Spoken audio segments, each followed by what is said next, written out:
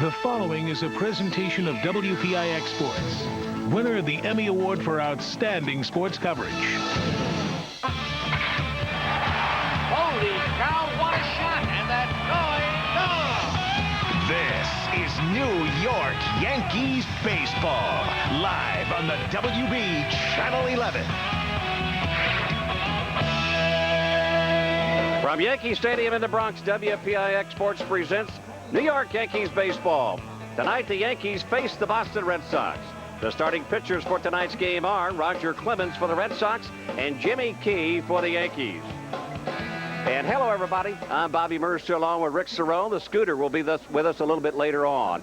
Well, the Yankees faced the Boston Red Sox tonight, but it was Baltimore who was in town for a big four-game series, and they leave the Bronx with a split, and they are very happy about that. But Jimmy Key is hot and healthy right now, and Rick Cerrone, he's had some pretty good stats the last couple of starts. Yeah, actually, he's coming off his best start of the season against Minnesota last Wednesday. Had the good moving fastball again. Here he freezes Cordova on a strike away. Then the good changeup to Knobloch induces Hollins to hit the double play ball. So more what we expect from Jimmy Key. Nice line for the ball game, but did not get the win. Here's what he's done in his recent two starts, 1-0, 2-1-3. That's what we expect from Jimmy Key. 12-6 lifetime against the Red Sox. Well, last two starts for Jimmy Key was good, but some fuel left, I guess, in the Rockets' arm. He's 15-8 lifetime against the Yankees, but I don't know that his record really reflects the way he has been pitching. He's pitched very well. They think he should have 10, 11 wins by now.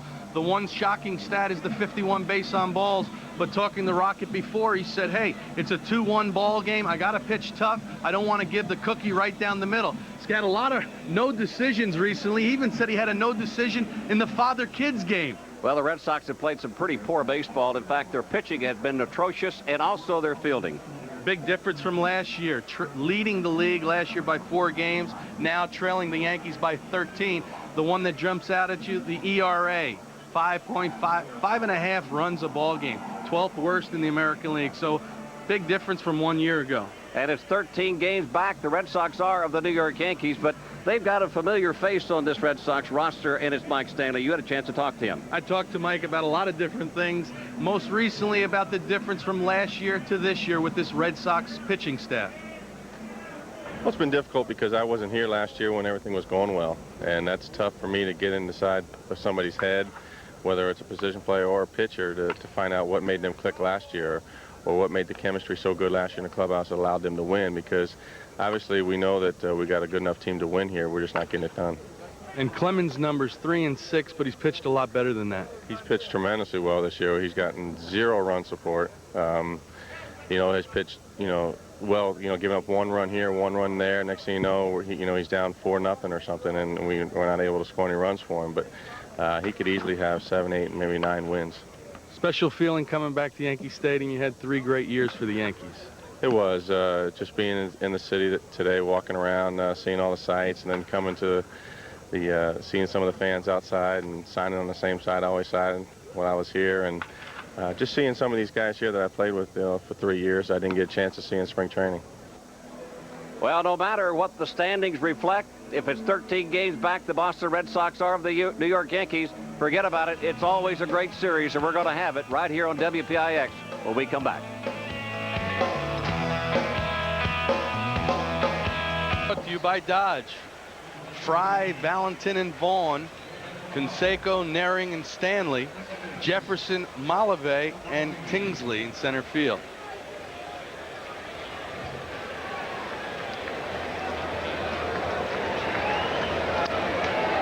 All right, we're ready to go. Mr. Cerrone done the lineups for you. And the first pitch of the ball game is strike 1 call.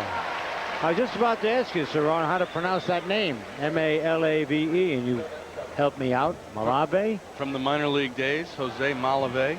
Malave. Oh, see, I was wrong. I didn't get it right. Malave, okay. Foul tip, and it got Joe Girardi that time. Jimmy Key's numbers really struggled early in the year. They didn't even expect him to be pitching. So this is where they really counted for Jimmy Key from July 1st on. He's had 2 good starts in a row, coming off his best start in Minnesota.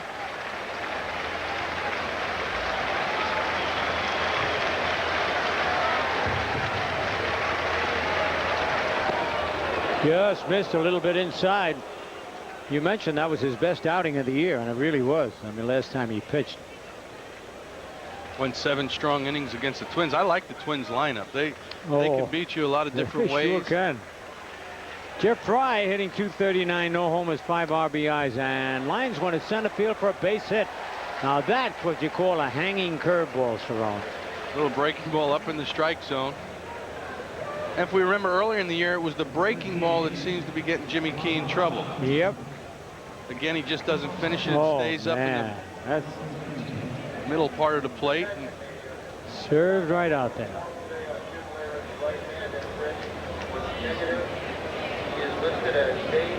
Good news on Jimmy Leyritz. He's listed day to day. The bone scan that he had on his wrist came back negative. Oh, that's great. Now that is great. And the first pitch to John Valentin outside, ball 1. This is a dangerous hitter, hitting .282, 10 homers, 38 runs batted in.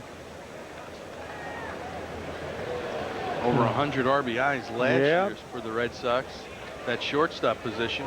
He got off to a slow start this year. He's picked up. And a foul back out of play, 1-1.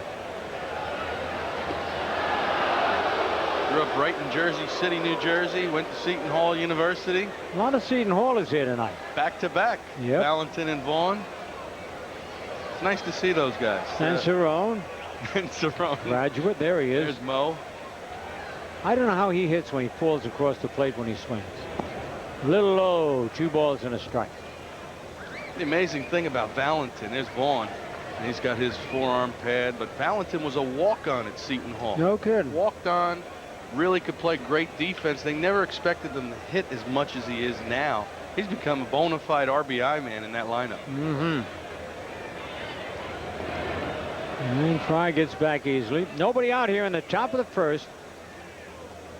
Still chewing the back. They don't read those papers. They don't read those medical reports, Cerrone. That looks like a big wad of gum. That's what I we're hope hoping. so.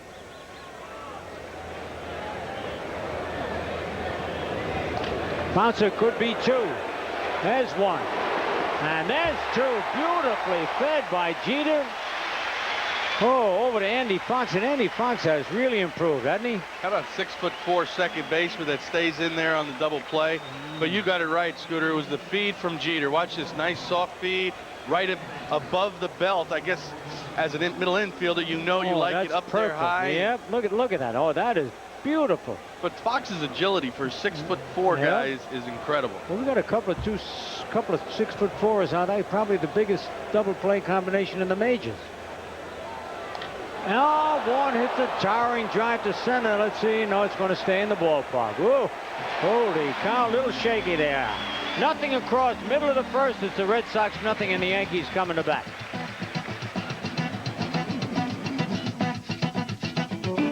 You buy Budweiser, official sponsor of the 1996 Olympic Summer Games. This Bud's for you. Buy the Money Store, where you can refinance your home and consolidate your bills with just one phone call. Buy Hertz, for business, for pleasure. Nobody does it exactly like Hertz. And buy Nobody Beats the Wiz, for state-of-the-art home electronics, computers, cameras, music, movies, and more. Nobody beats the Wiz. What's going on here, Cerrone? This kid looks like a good artist down there. That kid is a pretty good artist on the mound, too. Roger Clemens. Let's take a look at the lineups brought to you by Dodge. It'll be Boggs, Girardi, and O'Neill. Bernie Williams in that 4th spot again. Tino Martinez at first base hitting 5th. Ruben Sierra gets the start in left field. Mike Aldrete, the DH, batting 7th. Derek Jeter and Andy Fox, the second baseman, batting 9th. And the defense brought to you by Nissan. Jefferson, Tinsley, Malave in the outfield. Naring, Valentin, Fry, Vaughn, and Stanley behind the plate for Rocket Roger Clemens. No, it was great, that interview you had with Mike Stanley. All the Yankee fans remember him, and they all loved him. I mean, he had 3 great years here. First pitch is low to Wade Boggs. Well, teammates not too long ago, and now not enemies, but antagonists. Boggs batting .339, 2 homers and 26 runs batted in. 2 balls, no strikes.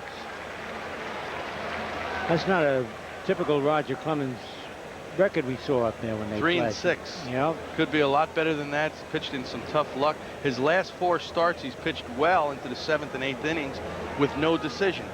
Yeah, that's what Stanley was saying. Low, 3 balls, no strike. I have to make an apology here.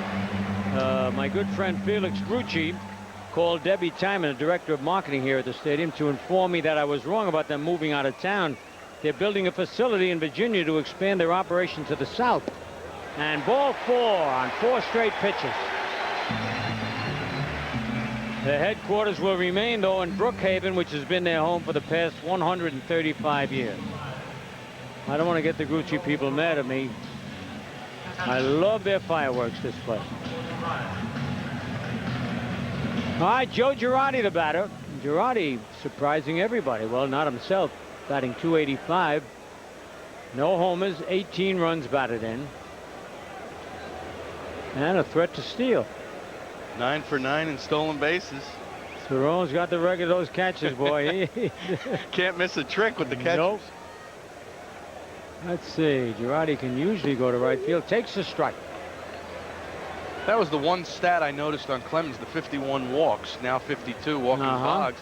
He said he's been in so many close ball games that he didn't want to give a cookie. And you didn't.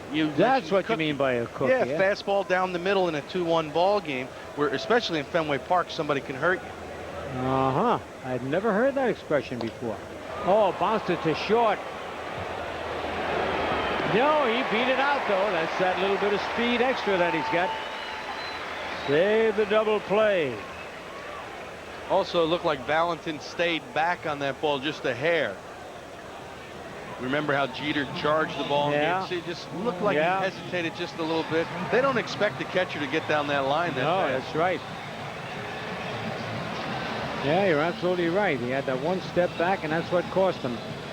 All right, Paul O'Neill will be the batter. O'Neill has Valentin. Finger out of the glove. That's everybody uses that now. Keeps you from getting a bone bruise on the bottom part of the finger. O'Neill hitting .319, 7 homers, 49 runs batted in. Low and away, ball 1. Little split finger from Clemens. He's still the same pitcher, power pitcher. When I caught him with the Red Sox, to me he was the best power control pitcher I ever caught. He could pinpoint his fastball and used a good split finger for a strikeout pitch. Oh, right in on the hands. Good pitch there. 1 ball, 1 strike.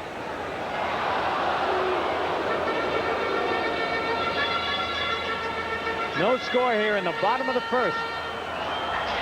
Turned out to be a beautiful day, late afternoon and this evening and into nighttime.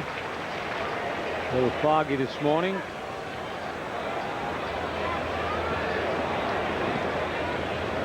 You looked at O'Neill's numbers, 2 for 8. Doesn't seem like that's 250. The Yankee hitters do not have good numbers career-wise against Clemens. No. Clemens 9-2 at Yankee Stadium. Just like yesterday, David Wells had good success pitching here. Clemens is another guy, likes to pitch here at Yankee Stadium.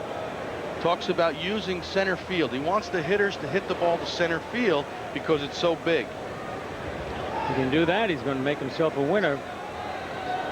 But it's strange that Wells and Clemens like to pitch here in the stadium. With the left-handed power, the Yankees have down the line, but curving foul back into the stands. A ball and 2 strikes. And Girardi heads back to first base. Well, Arthur Richmond would like us to wish a happy birthday to Betty Karasek in Kingston, Pennsylvania. Great town, Kingston. Frank Guido up there. Got a beautiful restaurant right on the Hudson.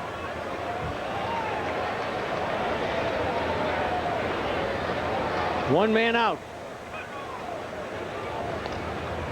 And he goes down into that foul, but it's going to go into the seats and out of play.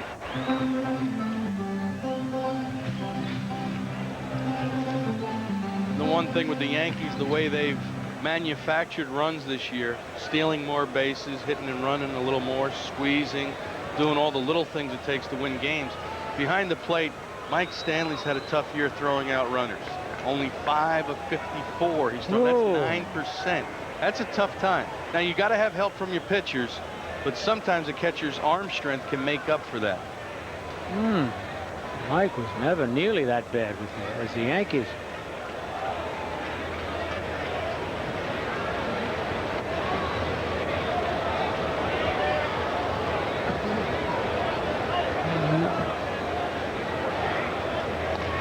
And a little soft liner, and Girardi's going to be doubled up. They got him. Beautiful play by the big guy at first base.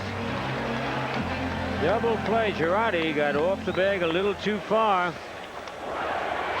So at the end of one full inning, the Red Sox nothing and the Yankees nothing. Is brought to you by the new Dodge. See your local Dodge dealer today.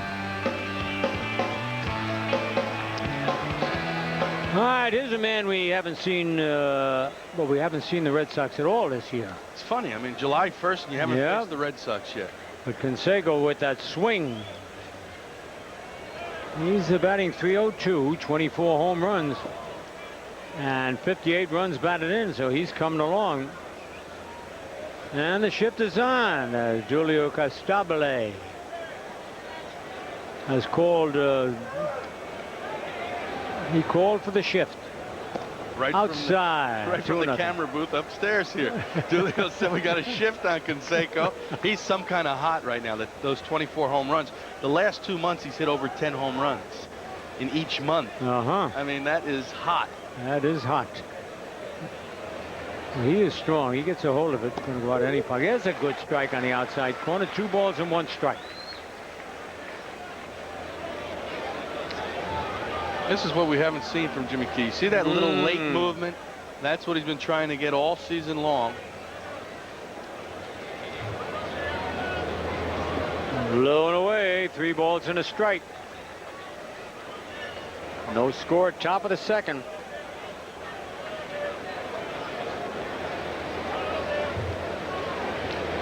He is not throwing hard so far, but he's got pretty good control.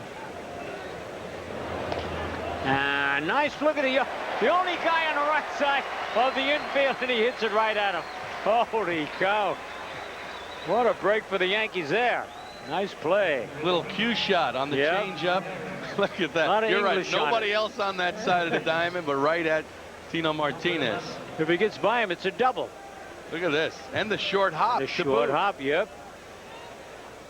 All right, a big out there. There's Tino Martinez.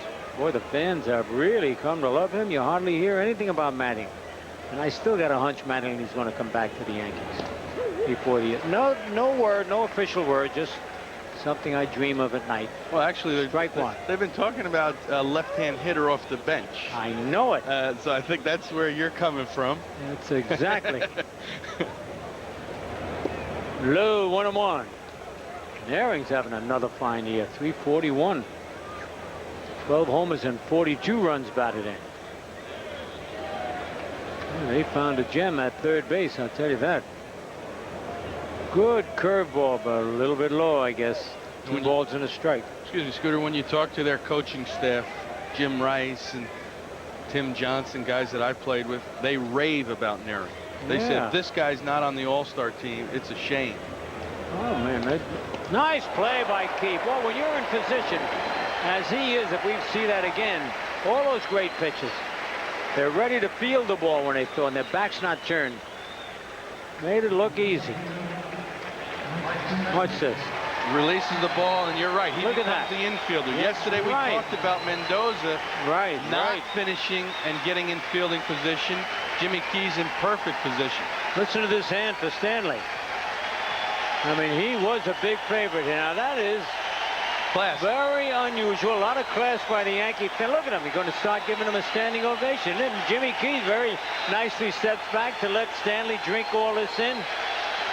He felt so bad when he was let go and went to the Red Sox. Here's, look at, always in our hearts. I tell you, this is really some display by the Yankee fans. So Stanley ought to reciprocate by just popping out and hitting a ground ball. And what I was going to say, if you're Jimmy Key, you better throw him a little changeup away, because you know he's all pumped up and he wants to juice a ball. That's right.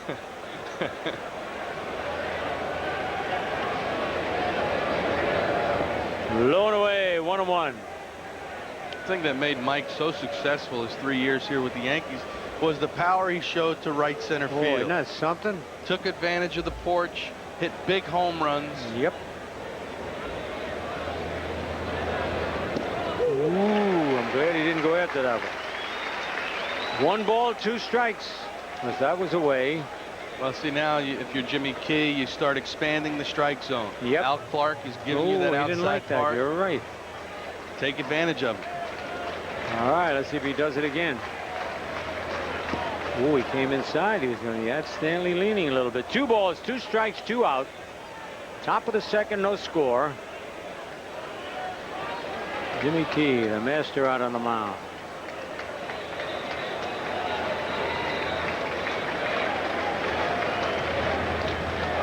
He rips one, but right at the left fielder, and that's it. Sierra makes it 3 up, 3 down at the end of an inning and a half. Red Sox nothing, Yankees nothing.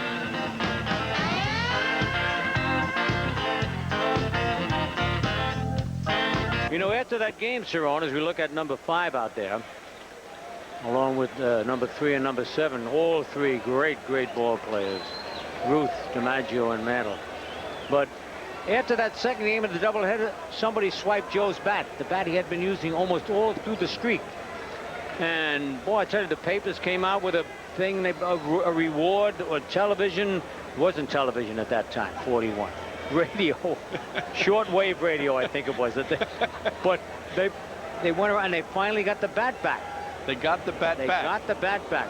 Whoever took it brought it back, because word got around. I think a lot of DiMaggio's friends that let word out, we want that bat back. That's all he had to say. Oh, look at that ball sink on Bernie Williams. Good split finger. So Bernie. the word got out. He wanted the bat back, and he got it. And he got it. Low.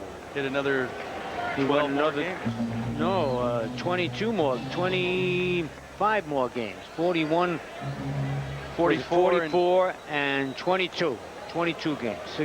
No, it was 50. Your math is getting pretty bad now. Wait a minute. I'm getting nervous. 12 more. 56. 44 and 12. 56. Now, see, Stanley, how many times? He used to get hit all the time. Hit all the time. I know it. And watch, he's back in Yankee Stadium. Oh, welcome back, Mike. But he didn't put the bare hand out that he used to do. You see that? Oh, man, he got.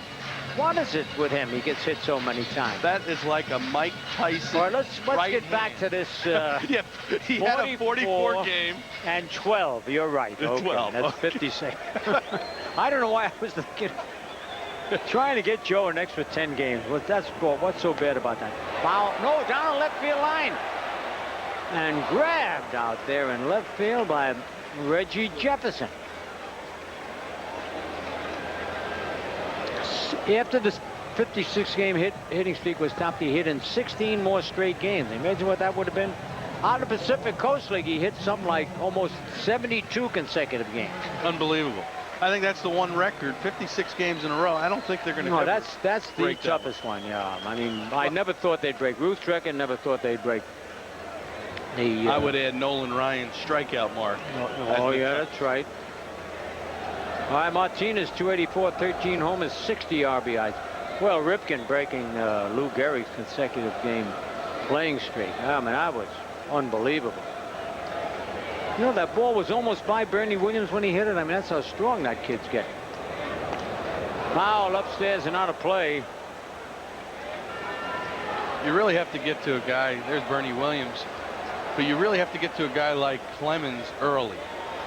Don't let him get in a settle down. pattern. That's right. He gets tougher as the game goes along. Doesn't like to shave the day he pitches. He does look rough. Bounce to second base. And Fry throws him out.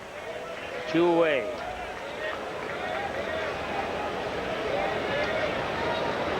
Clemens doesn't look too heavy. Remember, for a while there, he is in real good shape. I said, what are you doing? Metrics? That's like the new fad now, where you lose weight and body fat. And he said, no, just working hard. He's got playing with them. His workout routine was unbelievable. Yeah. Oh man, he was on his own program, but he worked 10 times harder than any other guy on the team. Like Steve Carlton, huh? He had a dandy, from what I hear. Foul back upstairs, Ruben Sierra. Now in batting practice, I was watching Sierra. He was close to the plate and stepping straight and not in the bucket. That's all he really needs to do. I know, and he was hitting balls in the seats in the center field bleachers. Hey, there he stepped straight in on that one. But he didn't swing. It's 1 ball, 1 strike. Let's see what happens here. Maybe this is the new Sierra. Let's see. Yeah. Actually, that's 2 or 3 pitches in a row now that he's stepping straight towards the pitcher, and that's what you want him to do.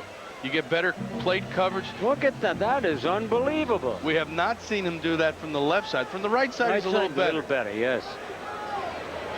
Oh, boy. And yeah, he certainly needs all the help he can get. But I tell you, in bat is Chris Chambliss, who he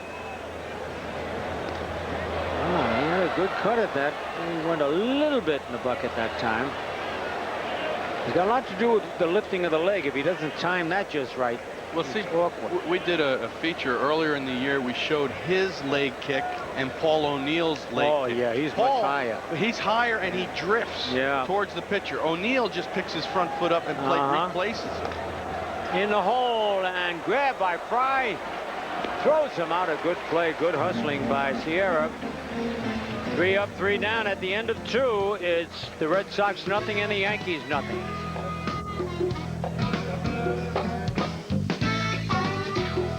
Nothing score. Here now, the American Express road notes. Yankees playing well on the road.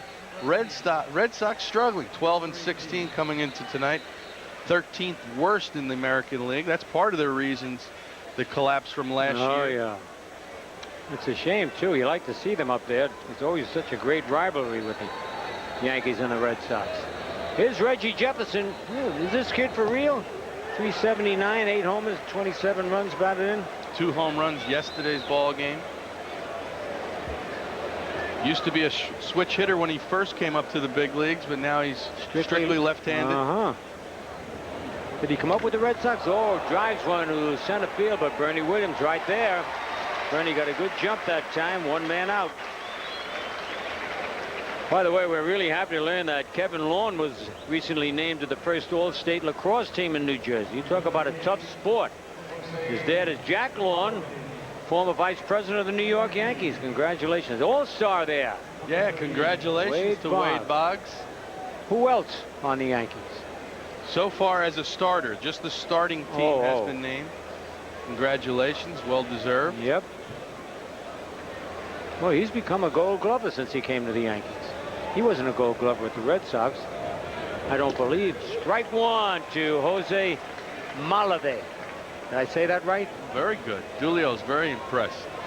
The other starters for the American League, Ivan Rodriguez, the catcher, will start. Frank Thomas at first base. Roberto Alomar will be the starting second baseman. Cal Ripken and Wade Boggs. But here's what we think. The Yankees all-stars, and I think they're your everyday players. You'd have to add Mariano Rivera to that list, and maybe a John Wetland to that list also. Yeah. And Andy Pettitte. Well, oh my God. He's got the most wins in the American League, so you know, tough decisions. I wouldn't like to be the manager of that team. No, it's got to be tough because you have to take one player from each at team. least. Yeah. 1 ball, 2 strikes. Struck him out. I think he threw him the fastball. Got it right by him. Oh, Jimmy Key. Got the fastball up in the strike zone. Malave swings right through the ball. Big home run numbers in the minor leagues. Has not shown that power so far for the Red Sox. And the 9th hitter, Lee Tinsley. Center fielder batting .328, but no homers and 7 runs batted in.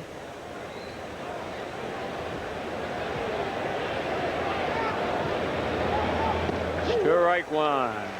Notice a lot better, Scooter, a lot better control from Jimmy Key so far.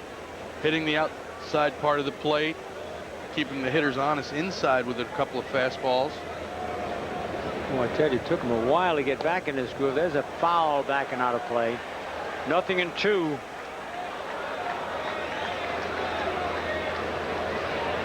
By the way,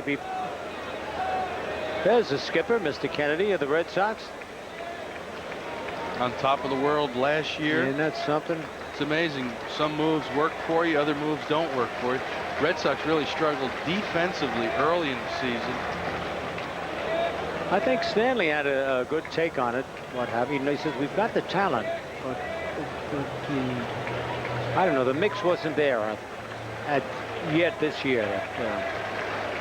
Old pitching coach for the Yankees, Sammy Ellis. I thought he looked familiar. Yes, oh, just outside. He'd have walked away if he had called that strike 3. Well, you try to see how far the umpire is going to give you.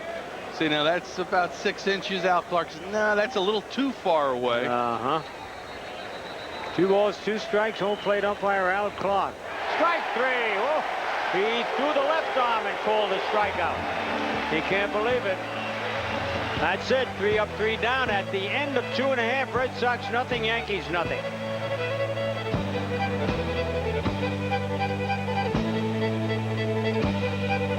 Beck's beer, the #1 imported German beer. Nice look at Yankee Stadium from our center field camera. The only thing bad about that is the disappointing crowd. And here's Jim Lehrer. How do you like that?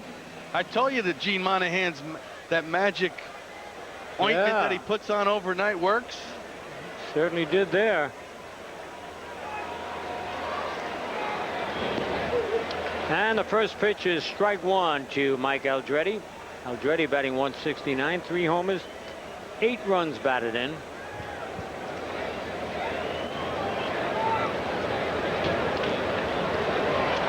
And a ground to short. They get him by a step. 1 away.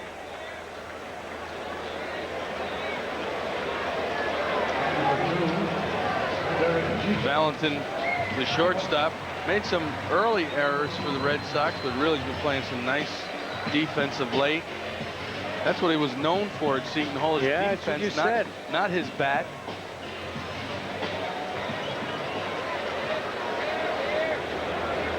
Seton Hall he went to school, Mike. Rick Cerrone, the big guy at first base, Mo Vaughn, a lot of Biggio. Oh, Biggio, what a good-looking young kid he is. Had a chance to talk with him down at Joe and Joyce Valentino's delicatessen down in Spring Lake. Great. I mean, it was really something. He looked like a little choir boy, you know. He's got a baby face. Young kid. You know, the funny thing, I brought my daughter to the Seton Hall baseball camp. At Seton Hall, we had Mo Vaughn, Biggio, Valentin, myself, and you had to see Biggio had just signed back with Houston. Oh, yes. And Vaughn and Biggio, Vaughn and Valentin getting all over Biggio, saying, man, if I get a chance to come back and play for the Yankees or the Mets, I'm coming back here. Well, Mo goes ahead and signs the big contract extension with the Red Sox. The only one that's left is Valentin. He's still not signed after this year. But it was fun. Imagine at Seton Hall you have 3 guys like that in your camp. Well, that is something. Fly ball. Let's see. Is it playable? Yep. And it's a fair ball, too. But it's out. He caught it. 2 men out. You know, that, Scooter, that's the thing I've noticed through my daughter's eyes. Yeah. How much an impact the players have on kids today. You know what I mean? Very when I was a player, yeah. you take things for granted. But you watch my daughter Jessica, who's going to be 9 years old. She idolizes. She knows Wade Boggs every stat. She knows. I mean, it's unbelievable to see it through their eyes. It makes you realize how important and what an impact you have on the kids today. No, I think it's great. And that's what, well, there's a sign for Fox with a bullseye there. Andy Fox batting 198, 2 homers, 8 runs batted in. And you hate to see kids disappointed in their heroes, you know.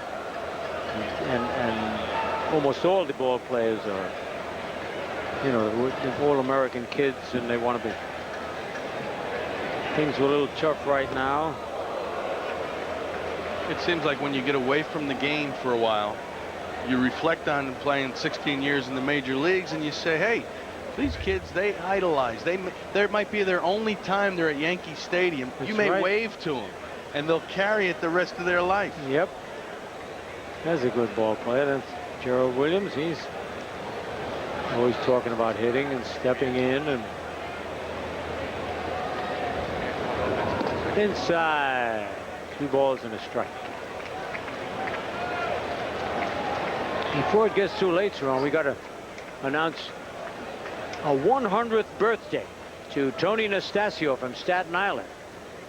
Because he'll be going to bed pretty soon. He celebrated his birthday on June 19th. Happy birthday, Tony. I had my picture taken with him 5 years ago when he was only 95, a youngster then. He looks a little like me, doesn't he? A little better, a little healthier. 100 years old. Right down Broadway, 3-2.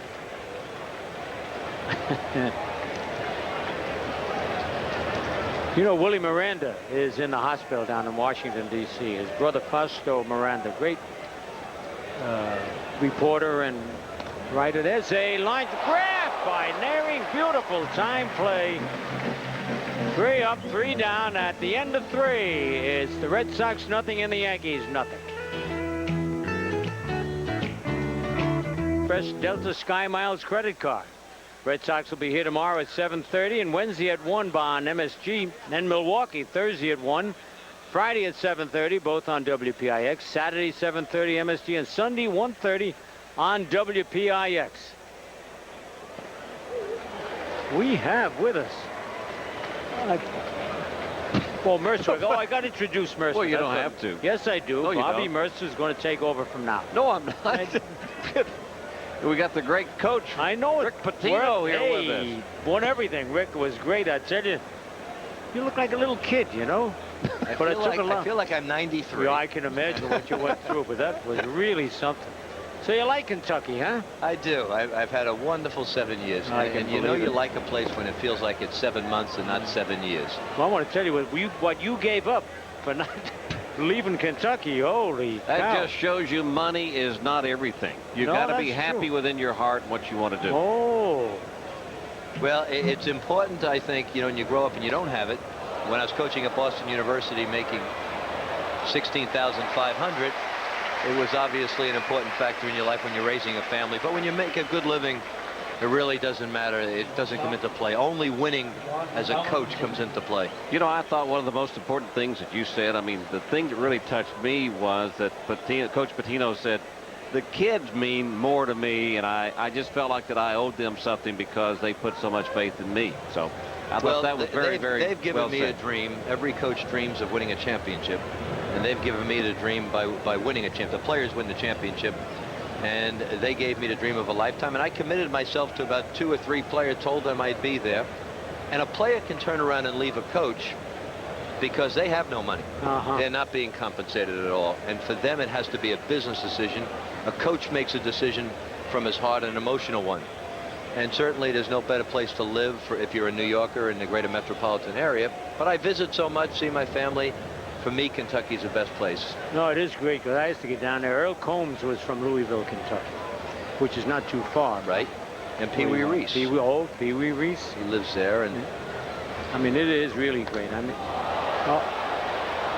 Good, you're doing play-by-play. No, you're doing it. No. Oh, I am? Oh, sir, I did 3 innings already. You want me to do 6 innings? Well, there's one away here in the top of the 4th inning. And this is John Valentin. Hey, Coach, great rivalry between the Yankees and the Red Sox has been for years and years and years. Tell us a little bit about your rivalries that you have with Kentucky. Well, Louisville and Indiana are our 2 biggest rivals. Now Arkansas coming into the SEC is a tremendous rival. But, you know, I went to about 15 to 20 games a season, Yankee games a season growing up. My grandmother lived 1 train stop here in the Bronx. I saw you play quite often. But I could remember the days when I was coming with Q Beckett short and Cletus Boyer and Bobby Richards second. Certainly Elston Howard and Johnny Blanchard, and even going back as far as Moose Scarron, seeing him and Mickey Mantle and Roger Maris. And hey, he's Hector a Yankee Lopez fan. He's not as young as we thought he was. But I went to a lot of games, and as a kid growing up. Did you play baseball besides basketball? Yes, I did. I played baseball, sandlot baseball. And then realized, went into basketball and was definitely going to play professional basketball. And I'm very upset at my dad to this day, God rest his soul. because I started shaving in 7th grade. He never told me Italians stopped growing in 7th grade as well. So it killed my basketball playing days. Mo Vaughn, one of the most dangerous hitters in all of That's a baseball. good story. 24 home runs and 73 RBIs for the big lefty. 1 on and 1 out here in the top of the 4th inning. No score. Yankees and the Red Sox. Only 1 hit in the game. And Jimmy Key tries it one more time inside. That's what you have to do to Mo Vaughn. I mean, you don't want him to get those hands extended. He's got that uppercut swing anyway. He looks for the ball out over the plate, and he likes it down low so he can send it long and far.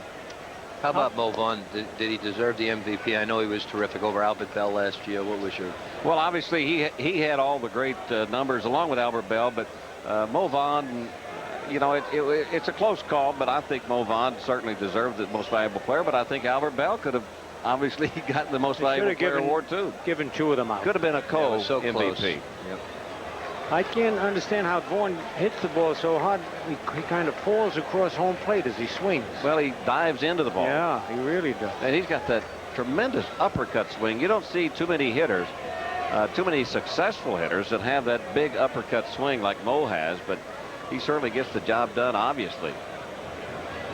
And there it is. Kind of off the end of the bat, but Bernie is there in shallow center field. Is 2 away.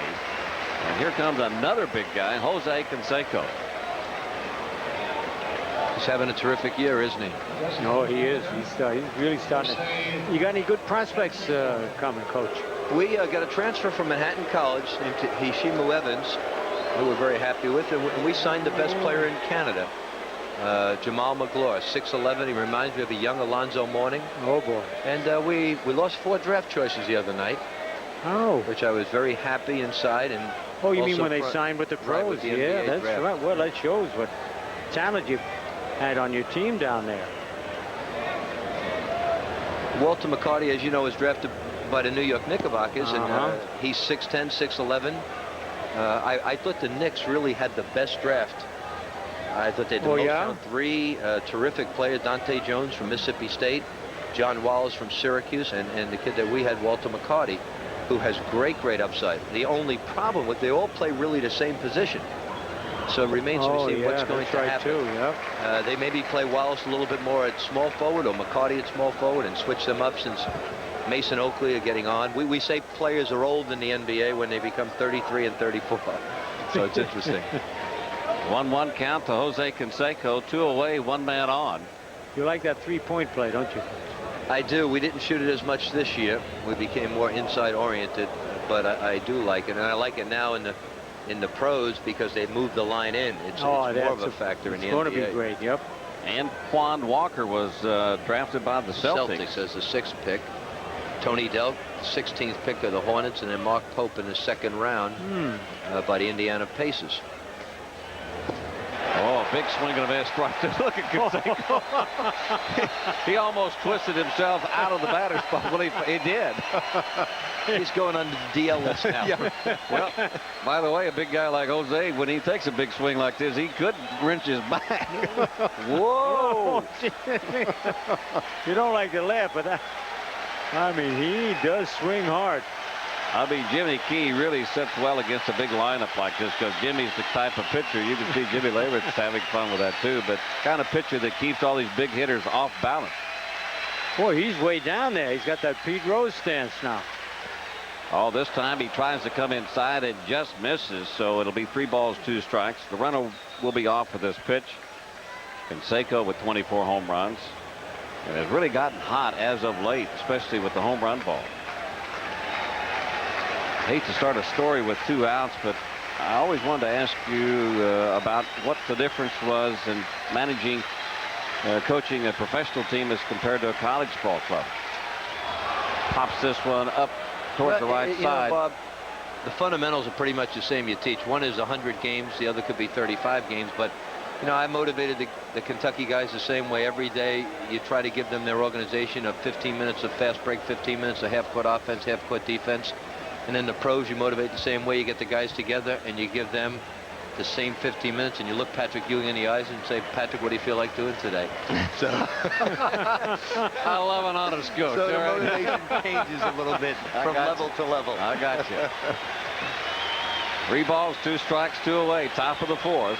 The runner's off. And the pitch on the inside corner. Canseco looks at it, shakes his head at Al Clark. I can't believe it. Jimmy Key comes up with a big strikeout. The Red Sox are gone.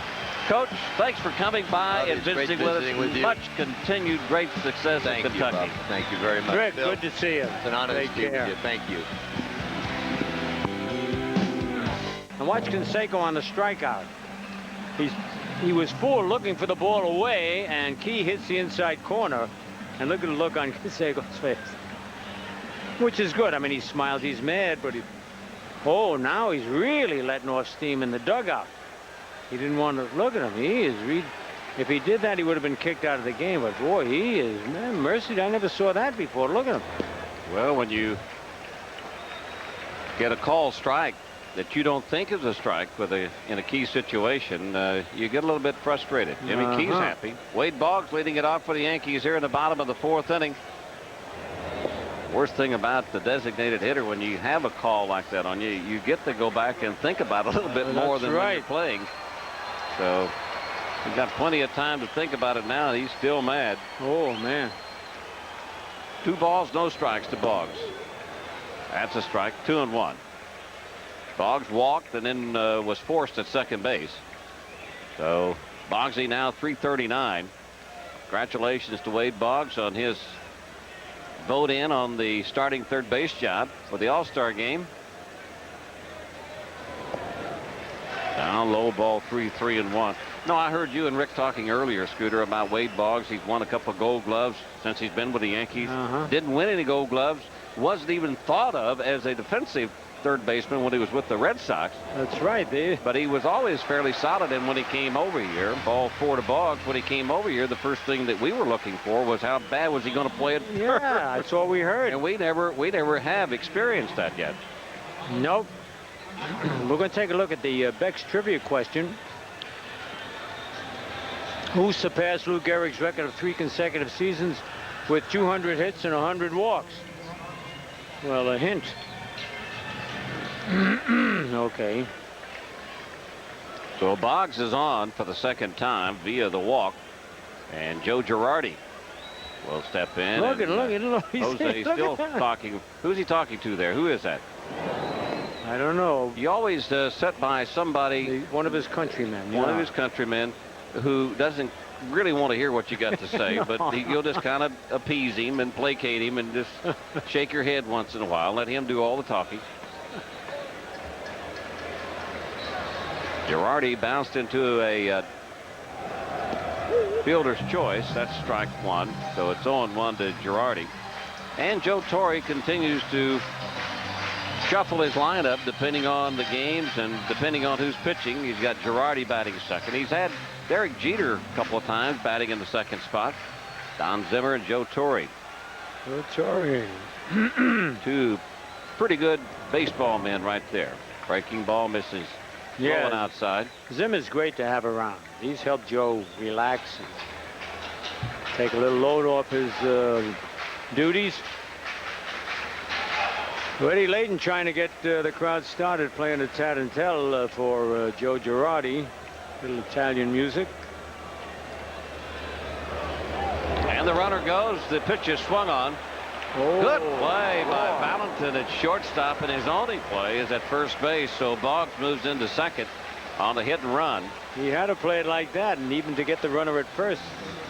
Usually on artificial surface you see this play. Good jump by Boggs. Look at that. It's all timing to hold the glove at the right spot.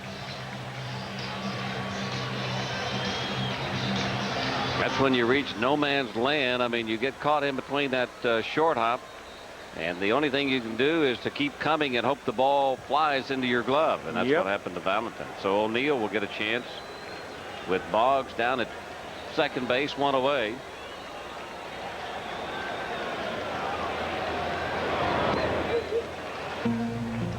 Yeah, that was a good slider by Clemens. O'Neill must have taken his eye off the ball because it wasn't that bad.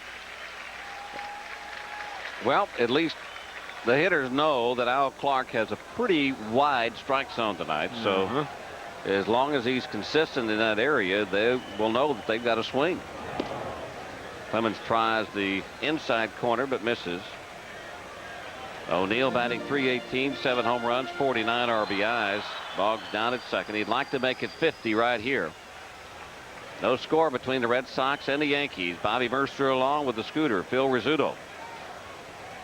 A beautiful, beautiful evening for baseball here in the Bronx. Oh, that was a good strike, too. He must be moving his head because he missed. He should not argue on that, on either one of those pitches. He's jumping inside. Yeah, look at. Yeah, that's a good pitch by Clemens. Yep. See, he jumped inside. He jumped at it a little bit. He was looking for the ball away. Either that or they just want to complain with Al Clark. 1 ball, 2 strikes. Bernie Williams on deck. And he jams him. So Clemens stayed inside with the hard stuff on Paul O'Neill. Boggs will move to third and is 2 away. He is hot again.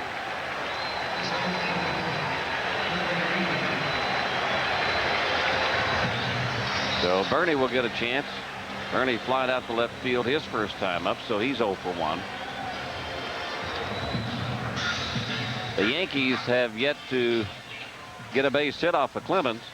Wow. I didn't realize that.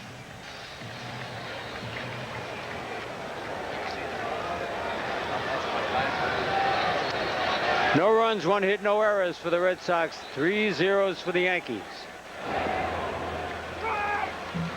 Well, he was lucky to block that ball that time. He put the glove down the wrong way and it just bounced up and he boxed it. By the way, Mike told me before today's ball game to tell you hello. No, oh, he said, good. Where's the scooter at? And I said, well, he's up doing his homework for today's ball game.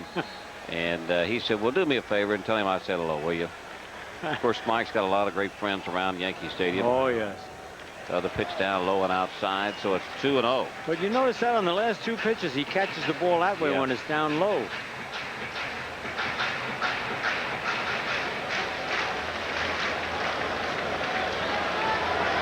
Those catchers always checking the eyes of the hitter. Yep. Another pitch down low and outside, so it's 3-0. I think he's being very extra careful with Bernie. He knows he's the hot man on the Yankees right now. Although Tino's not doing too badly either behind him. Tino Martinez on deck.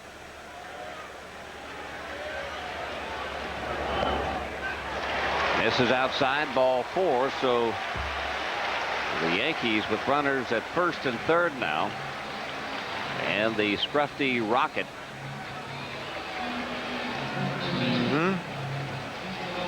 Looks like he's a little upset, huh?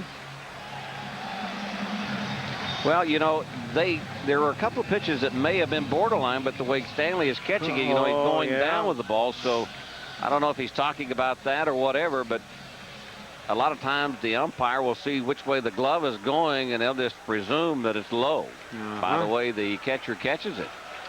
All right. So Tino, who leads the Yankees in RBIs, will get a chance with a couple of men on and 2 outs. He's 0 for 1. Right down Broadway.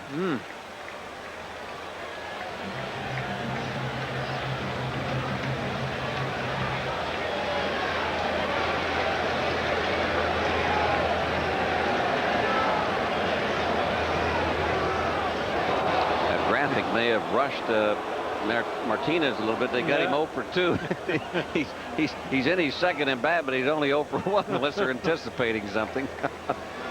Joe Torre flashing a few signs.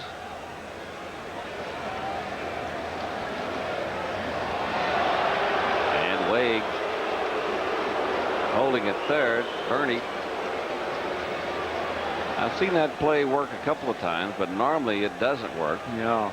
Now, Cerrone was reading the stats about Stanley having trouble throwing runners out at second base.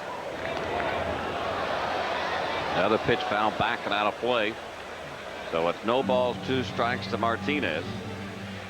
Ruben Sierra on deck. Well, the one thing about it now, you may see Bernie go now. but I think Bernie wanted to give Tino a better shot at driving a ball between first and second, with the first baseman holding the runner on. But now with 2 strikes, you got to protect yourself, so you can't worry about it. There goes Bernie. And the pitch on the inside corner, strike 3. And another batter complaining to Al Clark, but those pitches appear to be perfect pitches on the inside and outside corner. The Yankees are gone. They leave a couple of men on. We'll go to the top of the 5th inning. Still no score. All right, let's see what we got going here. Look at this. You know, they use this legendary ink. They use this to send to all the schools how not to place shortstop and get your feet crossed Well, what are up. you talking about? My feet and are your in arms perfect position. They're not. You got your Do you think I left have foot and back of the right foot. Do you think I have the ball in my glove? Well, I don't know. That was sleight of hand. I don't think you got it. But I may have been trying to skip out of the way of a baseball, too, by the way. Where's the ball? See, I may be trying to get out of the way of it. Yeah, pretty good footwork there, Mercer. When you get to be my age, they put legendary up there. That's it. Top of the 5th inning. No score between the Red Sox and the Yankees. Tim Neri leads it off for the Bo Sox. Surprised you, huh, Mercer? Oh, I can't believe that. Mike Stanley and Reggie Jefferson to follow. Jimmy Key has given up only 1 base hit, and that was the leadoff guy, Jeff Fry, back in the 1st inning. Yankees still looking for their first base hit. Soft liner right to Andy Fox, 1 down. Strange game because each team has just been up. But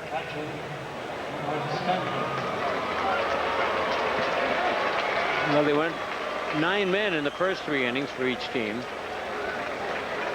And as you mentioned, no base hits. There was a walk by Clemens. And Mike Stanley, who lined sharply to Rubin in left field. So Stanley 0 for 1. You know, I really enjoy, and I know you do too, Scooter, a pitching duel like Roger Clemens and Jimmy Key.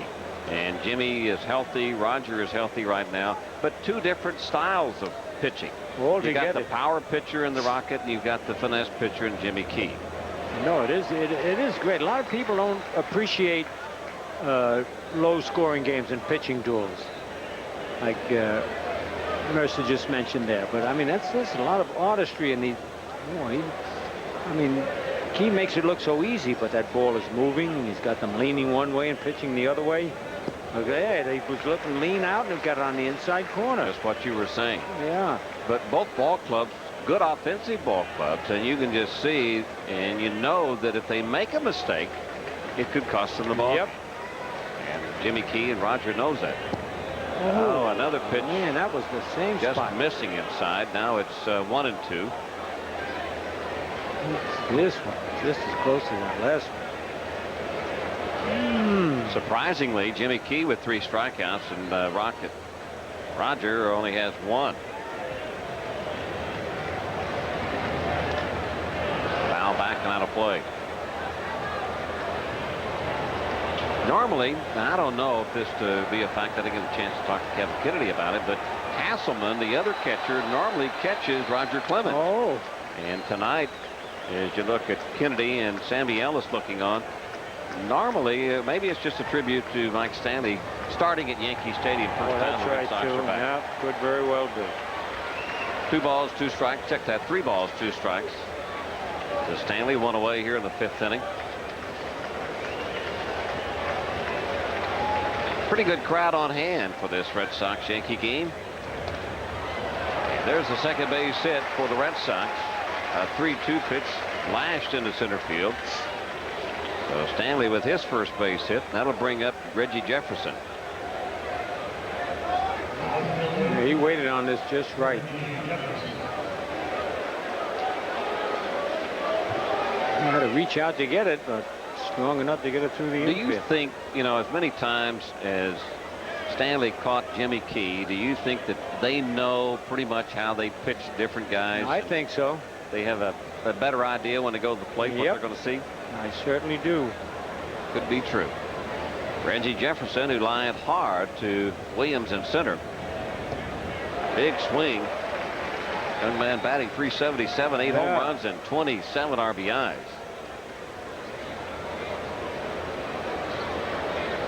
Well, there are other outfielders. Kevin Mitchell on the disabled list.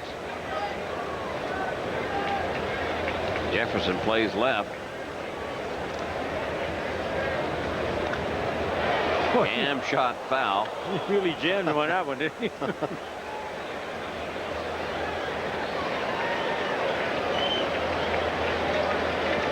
So Key will work in front of Jefferson 0-2. 5-game hitting streak on the line. Look at those numbers. You talk about somebody's hot. Oh, the breaking ball just stuns Jefferson. Boy, that did hypnotize him, didn't it? He couldn't move the bat off his shoulder. Great pitch by Jimmy Key. The big looping curveball. And no way Jefferson can pull the trigger. See, he's already. Oh, no. That is a sick feeling. I've had that happen to me many times. And 4 strikeouts now for Jimmy. And that'll bring up Jose Malave.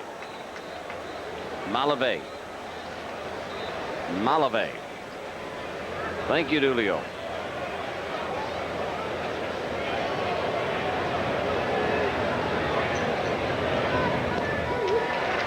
Good outside corner pitch, strike 1, 1-1. Mike Stanley is not a threat at first base. Martinez will hold him on. Well hit into center field. Coming on is Bernie. He gets there before it sinks in front of him. So the Red Sox are gone, and Jimmy Key is on target tonight, along with the Rocket. Roger Clemens, the Yankees coming up. No score. Today's trivia question brought to you by Bex.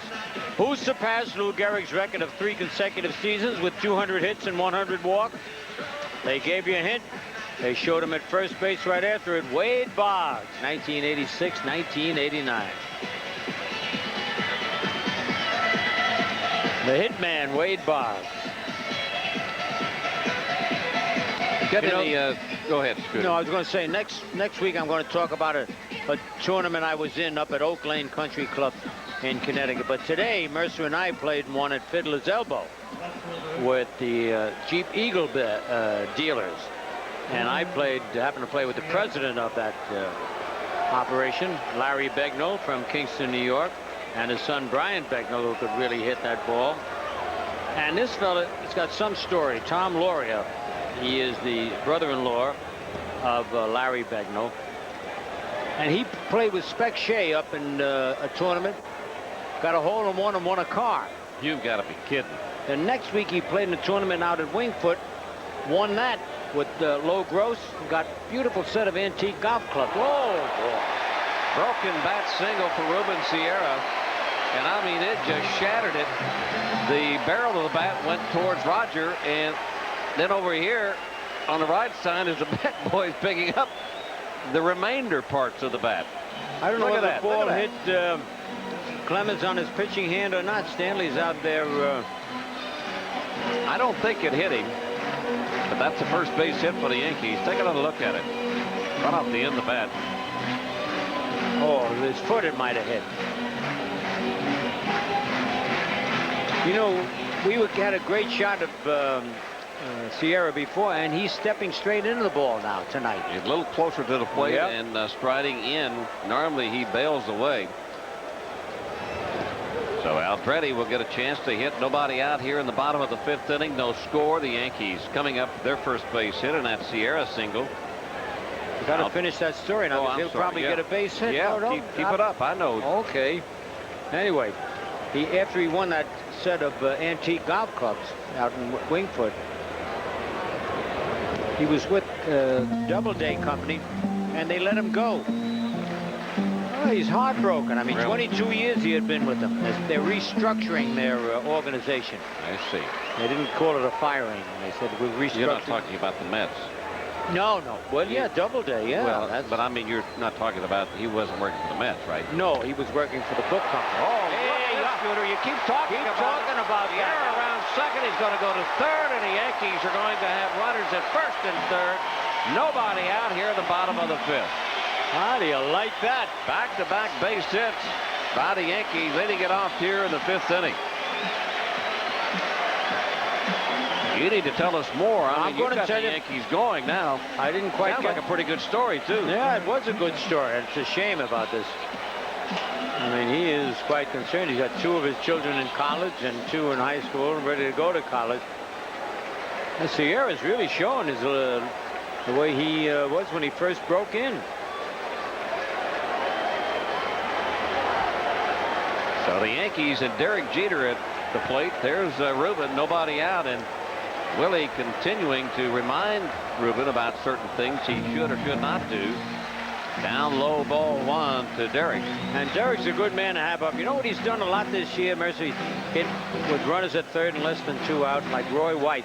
Long sacrifice fly. I remember Roy had a great eye for that, to get those runners in. Roy almost got him in about every time with less than 2 out. A jam shot. They're going to hold the runner. Aldretti will move to second. They'll throw Jeter out, so there's 1 away. Now the Yankees have runners at second and third. Andy Fox will be the batter. We'll see. Obviously, Andy Fox will get a shot to hit here with Wade Boggs on deck. Normally, Derek will look to take the ball the opposite way in that situation. Yes. I think that is. I think they jammed him, though. That was a tough pitch. It was a jam shot, but in that situation, if you're going to see, I always like to see a young hitter or a good hitter always zones and gets at least one good pitch that he can drive before he swings. So if there's a pitch like that he doesn't like, see how he gets in. Oh, he was jammed. Now, if you're looking for a pitch in there, you won't get jammed like that. Yeah, it's unusual. He usually comes through in the clutch. Well, you know what happened? I wasn't talking about my 4th man on our team. That's right. I forgot about that. Gary Hendrickson, and he's from Newark, Delaware. New York? No, Newark. N-E-W-A-R-K, like Newark, New Jersey, except they pronounce it Newark. Infield in, and Andy Fox squared the bunt. And I felt sorry for him. He was a Phillies fan. Well, the Phillies, they've got their problems, too. Oh, yes. And Roger Clemens seems to be in a bit of a jam here at the bottom of the 5th inning. Infield is in. 1 man out. 2 men on for the Yankees. Outside ball 2-2-0. Wade Boggs on deck for the Yanks. I got a chance in that Jeep Eagle golf tournament we played today. I got a chance to play with John Nugent, who is president of Grand Prix Performance Limited dealership out in Long Island. It was a tough day for golf, Mercer. Chopper foul off the right side. What do you mean? Well, it had rained a lot and the course was very wet. Ball with no roll. I know. Normally I get a lot of roll on my drives, and today they were stopping dead right at 300 yards. Yeah. Oh, at 300 yards. I mean, it was unbelievable that my ball was backing up. I mean, I'd see it leave, and about 300 yards down, it just hit and kind of had a little bit of backspin on it. That's how soft it was. 2 balls and a strike to Andy Fox.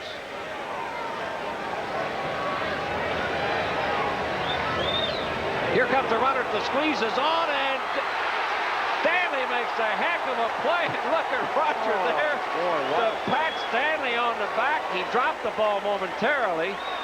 And then he picks it up and puts the tag on Sierra.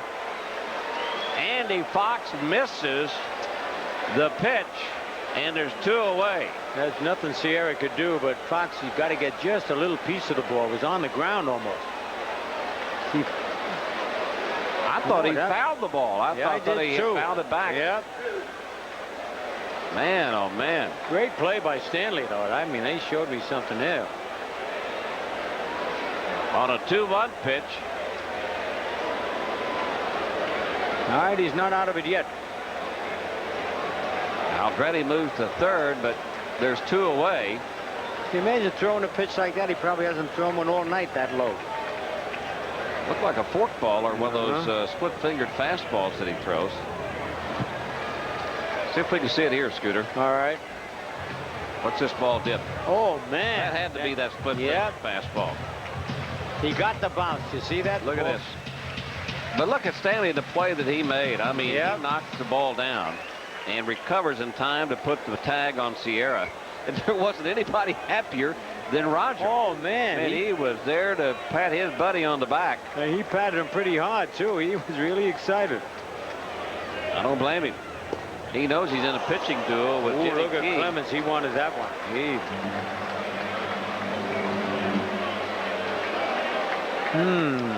Great Here play. comes Roger. Look at now Clemens. Look at this. There goes one whack. Get up, my friend. Let me help you up here. Oh, look at that. He drags him up, whacks him on the backside. He'll hit him again. Chopper foul right side. Big Mo is there to pick it up. And we'll do it again. 3-2, 2 away. Roger seems to be into this game tonight. Yes, he is. Well, anytime the Red Sox play the Yankees, it's a different ball game. I don't care how many games you're in front or how many games you're behind. It's still a big ball game. Almost like a playoff game. Yep. Even Dulio gets into these games sometimes. Another pitch foul for the Yankee dugout this time.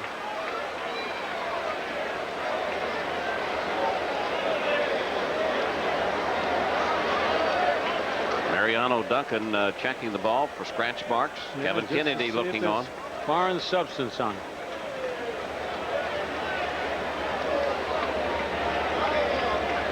Meanwhile, Andy Fox hanging tough.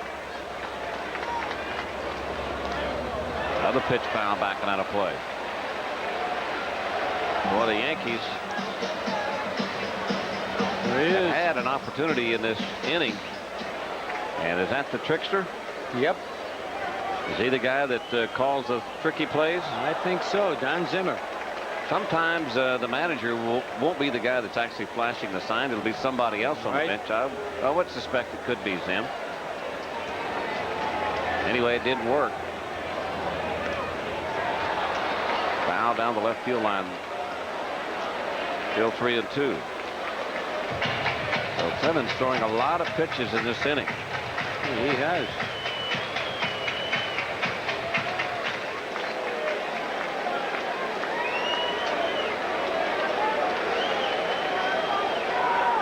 Not a whole lot of motion by Zimmer or Torrey.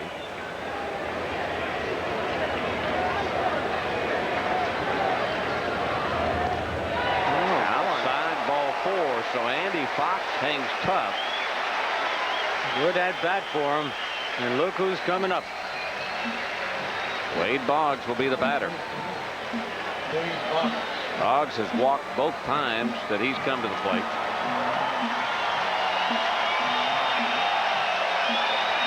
Now Andy Fox has got speed at first base. Pretty good base runner. And you saw Kevin Kennedy and you saw Sammy Ellis saying, you got to pay attention on the infield here. You got the runner. He may take off. Yesterday, the Orioles stole a run from the Yankees with a double steal. The Yankees have done that quite a few times this year. Wade Boggs, the batter, though, batting .339.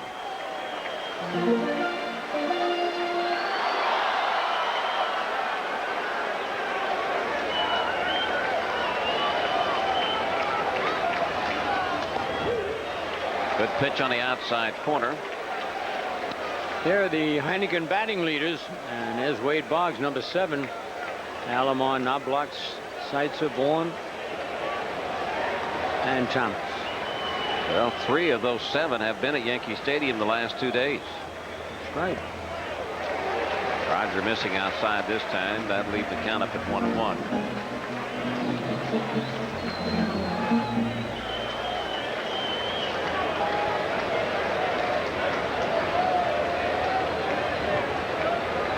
On it first. Split finger misses down low. That'd be a good hitter to lay off that pitch.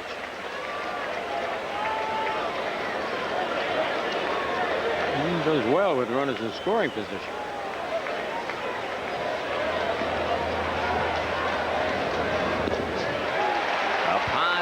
3-3-1. Joe Girardi on deck. I think it's another one of those almost semi-intentional walks. Could it be one of those games that Roger has been pitching all year long? His record 3-6. Runner goes. The pitch is fouled back and out of play. The point I'm making is that his record really doesn't reflect the way that he has pitched this year, even though he's got a 3-6 record, but they haven't scored him any runs. Right.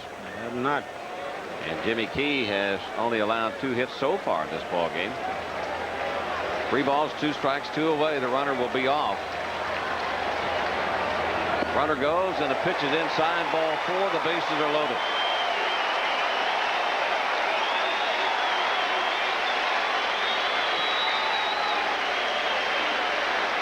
Three walks to Wade Boggs. And Joe Girardi gets a shot.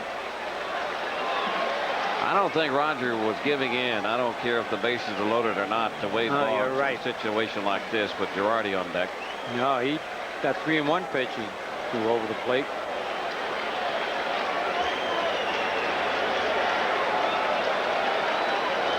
Now he wants to talk it over with Stanley. And a lot of life here at Yankee Stadium. First game of a 3-game set between the Yankees and the Red Sox here at Yankee Stadium. Baltimore was in for 4, and the Yankees and Baltimore split. The Yankees with a 4.5 game lead in the Eastern Division. Obviously some notes, some scouting reports. Probably on Joe Girardi. They're looking over where he hits, his tendencies. A little tapper. Naring with a strong throw to get Girardi, who moves down the line pretty good, and the Yankees miss a tremendous opportunity here in the 5th inning. We played 5. We've got a pitcher's duel. There's no score. On Friday night, the Yankees take on the Milwaukee Brewers at 7:30, and immediately following the game, you're invited to catch Grucci's Grand Illuminations, a 6-minute pyrotechnic display presented by Thumans and the Yankees. And Lee Tinsley leads it off here in the 6th inning with a attempted bunt. They're going to do that Friday night after the game, and if you need tickets, call Ticketmaster at 212-307-1212, and we'll get them here at the stadium's advanced ticket window. So don't miss Grucci's Grand Illuminations Friday night here at the stadium. And once again, I apologize for saying that they were leaving town, but they're not. The headquarters remain in Brookhaven. Oh, I'm happy about that. I was so almost distraught thinking that Grucci was leaving New York. And it was my fault, you know. And I thought, but when I heard you mention that they are not, and I've come back to life again. I remember Joe McCarthy telling me, he says, don't believe anything you read in the paper, and only half of what you see. I see. Which is a little unusual, but yeah. Joe McCarthy ever always had you on your toes, and you know, not that he had Stengelism things to say that you couldn't understand, but there was a meaning to everything he said. 2 balls, 2 strikes to Tinsley, leading off here in the 6th, followed by Jeff Fry and then Valentin. So what you're saying is that don't believe everything you read in the newspapers. Popped up down the right field line and giving chase is Martinez over by the top, and he makes a good play. He made that look easy. That was great the way he found out exactly where he was near the tarpaulin there. With the right hand. Oh, look at that. Hey, give a hand to the fans along the right field line. Look at them back out of the way and give Martinez a chance to make that play. They could have been in there fighting for that ball along with him. Yep, watch him pull his hands back. And look at there. Perfect. I don't know who that man is, but nice play by the fan down the right field line. He did look a little like Al D'Amato. Was that Senator D'Amato? No, it wasn't, but it looked a little like. Oh. It might have been. But I know he's a big Yankee fan. Oh, yes. Jeff Fry batting. He's 1 for 2. One of the 2 hits by the Red Sox. Inside corner for a call strike. Now it's 1-1. Boy, Will, go ahead. I was going to say he's had them off stride all night. Well, that's his style. Boy, Jimmy Key, I just never thought I would see Jimmy pitching the way he's pitching the last 3 games. Well hit to right to Jeter, 2 down. I mean, with that serious operation, that right. And actually, the report was when he had the operation and he started his rehab that this was about the time of year that he would be coming back. Well, that's right. And Jimmy Key, even though he's been bothered by a little bit of stiffness in his shoulder and a leg injury, he has been almost just unbelievable. 2 away, and John Valentin takes a called strike. Little horseplay on the bench. Kenny Rogers and Andy Pettit. 1-1.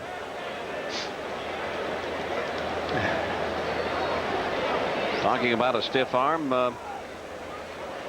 Yankees are glad that Andy Pettit seems to be all right too and has gotten by his last start in pretty good shape.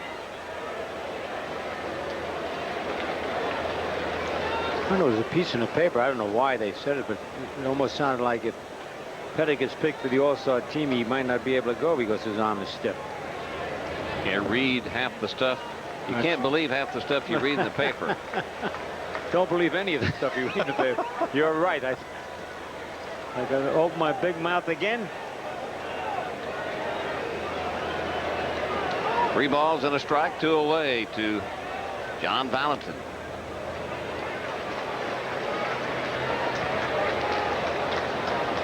Two hits for each team tonight. Pitching's been great.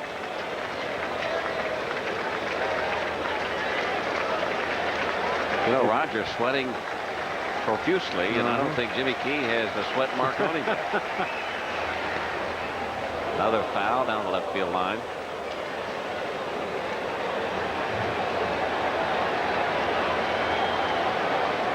Kenny Rogers. Hey, look. Oh, man. Look at this.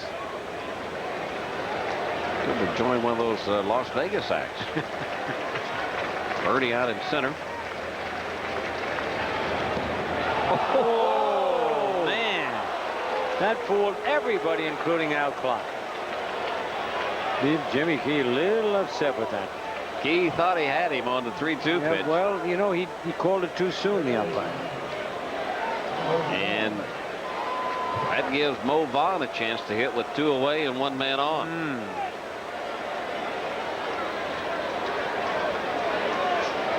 Mo Vaughn is 0 for 2. He's flied out twice to Bernie Williams in center field. Dangerous, dangerous hitter.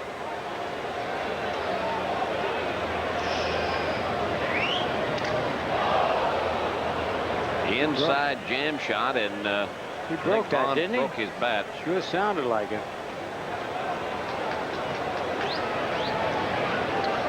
There he is, one more MVP, 350 batting average. Ranks 4th, 111 hits. He's first.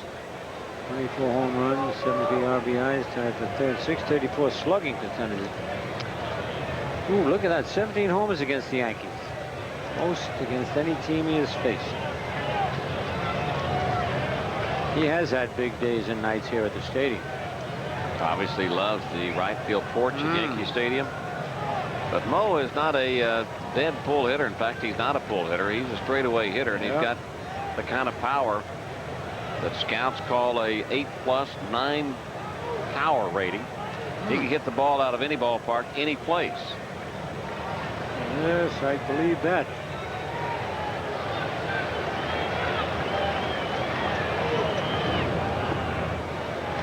You can see Mo gets hit a lot on the front arm, the right arm. He's got a bunch of padding there because he sticks his elbow out over the plate. Look at that padding. Yeah, oh, he almost looks like a cricket player.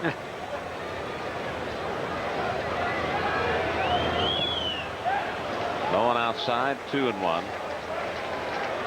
A lot of those hitters have it. Those sluggers that swing hard. That would bother me. I don't know. Look at that padding on the elbow. And Canseco's got it. Barry Bonds. His wrists taped up. He's ready for battle. Has it. Up high, ball 3 now. 3-1. Jose Canseco on deck. Well, Key kind of eyed Al Clark again on that pitch. Now there's Jose. He's got a pad on his right arm and also on his left arm. And Jimmy Leyritz may have a pad the next time he bats. Breaking ball missing outside, ball 4. So Key not giving in to Mo Vaughn. And he will have to face Canseco. 2 men on. Talking about the Red Sox, Scooter, they've got 4 MVPs, former MVPs in this ball club. Only the third team to have 4 most valuable player guys on one ball club.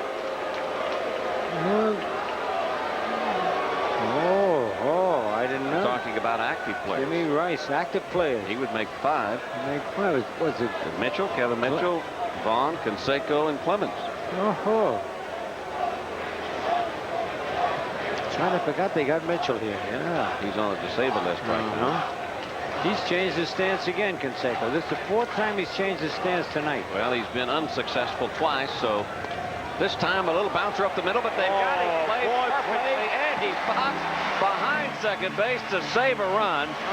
And Jose will be talking to himself again when he returns to the dugout. So I thought that was a base hit.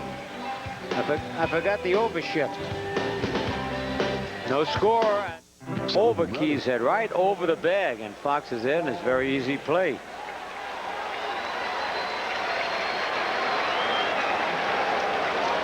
Andy Fox, who failed to put the squeeze down on the ball during a suicide squeeze play. Yankees failing to score in the 5th inning with a big opportunity. They will lead off with Paul O'Neill here in the 6th. And the breaking ball is in there for a call strike. O'Neill still can't believe Al Clark is calling strikes. I mean, he is calling them from every possible position against O'Neill, too.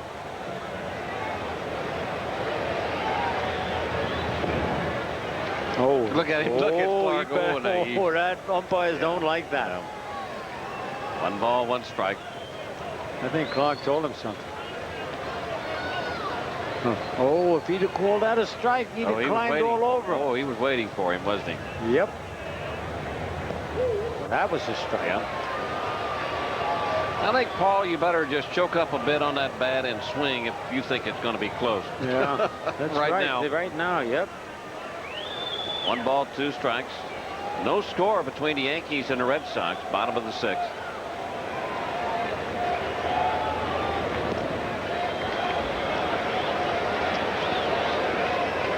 Can you believe that? Brady Anderson has another homer, 28th. On our Nobody Beats the Wiz scoreboard. Brady Anderson. Everybody's talking about Mo Vaughn, Jose Canseco, Albert Bell, about breaking Roger Maris's single season home run record. It may be Brady Anderson. Would that be They failed to mention his name yet. Yep. What is that, 28 now? 28, yeah. There's Mo. Big Mo's got 24. And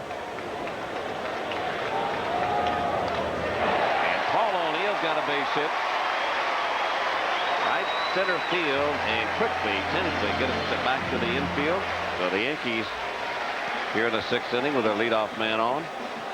He jammed him pretty good, too. You know, he's still...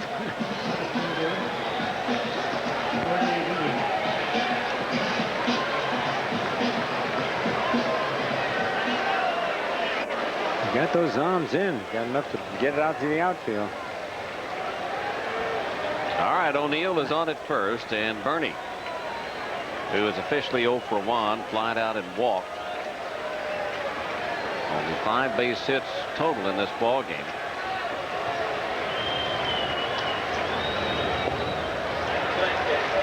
Down low.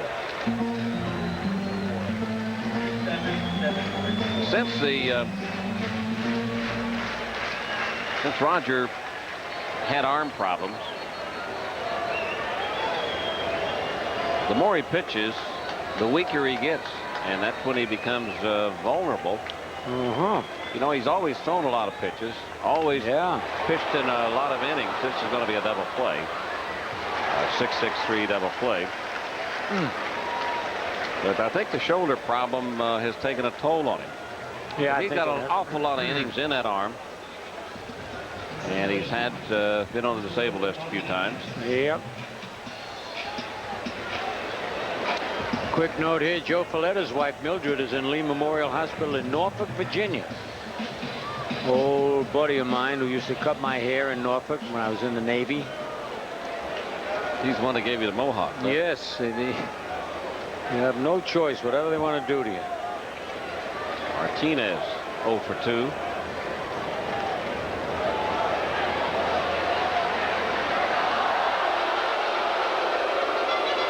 Two away here at the bottom of the 6th inning.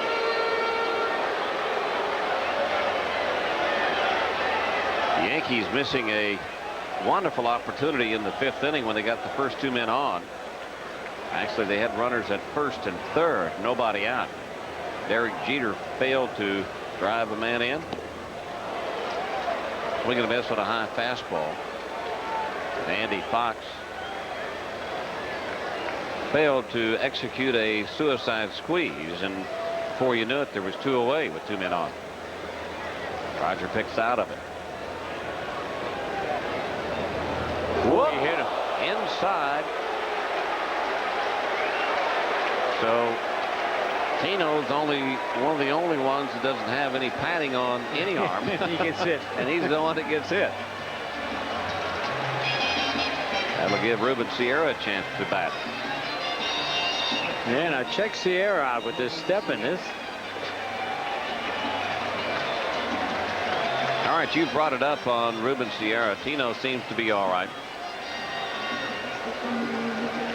Stanley will go out to talk to Roger. Well, you're talking about Sierra standing a long ways away from the plate. That's his normal stance. But you think that he's moved in a little bit now, and striding into the ball and not bending away. Steps straight in.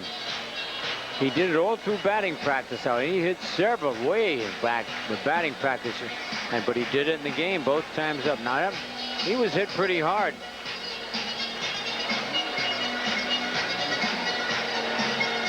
Why is it? Oh, that ethyl chloride. This hurts worse than when you get hit with the ball. But Scooter, let me ask you this. Yes. I don't know if they did it back in your day, but I know they did it when I was around, and I see them do it all the time. The trainers, if you're hit on the arm or if you're hit on the shin or on the foot, the first thing they do is come and squeeze it. Yeah, that's right. And it hurts. Does that hurt? Is that where you got it? Well, sure. You're absolutely right. Never thought of that. Like, well, okay, you're faking it, and I want to make sure this is really something serious. Steve Donahue out there.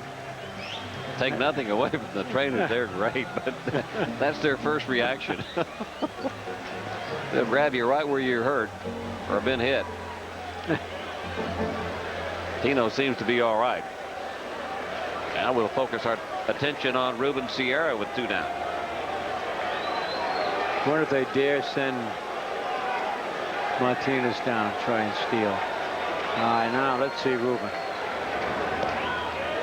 Yeah, that was straight in. He didn't. Usually, just that right leg flies out and goes towards first base.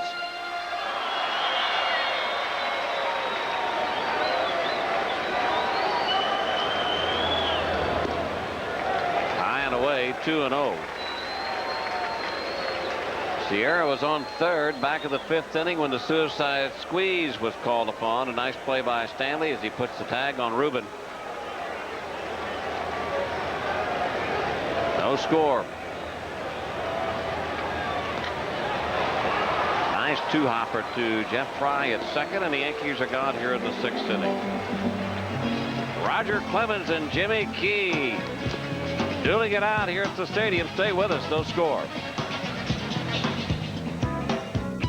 For the Macy's 4th of July fireworks spectacular, join Joey Lawrence live from the East River along with WB favorites Kirk Cameron and Tia and Tamara for America's biggest birthday bash, plus special performances by Chubby Checker. Oh, let's do the twist, and cast members from the hit musical Grease. And don't miss the fun Thursday night at 9 right here on WB Channel 11. Rick Cerrone joins us again. And yeah, we do. We read our own promos right here on the WB Channel 11. Glad to have you back, Rick. All right, Bobby. Hey, we've got a good pitchers duel going here tonight as the Red Sox bat here at the top of the 7th inning. Tim Naring leads it off for the Red Sox.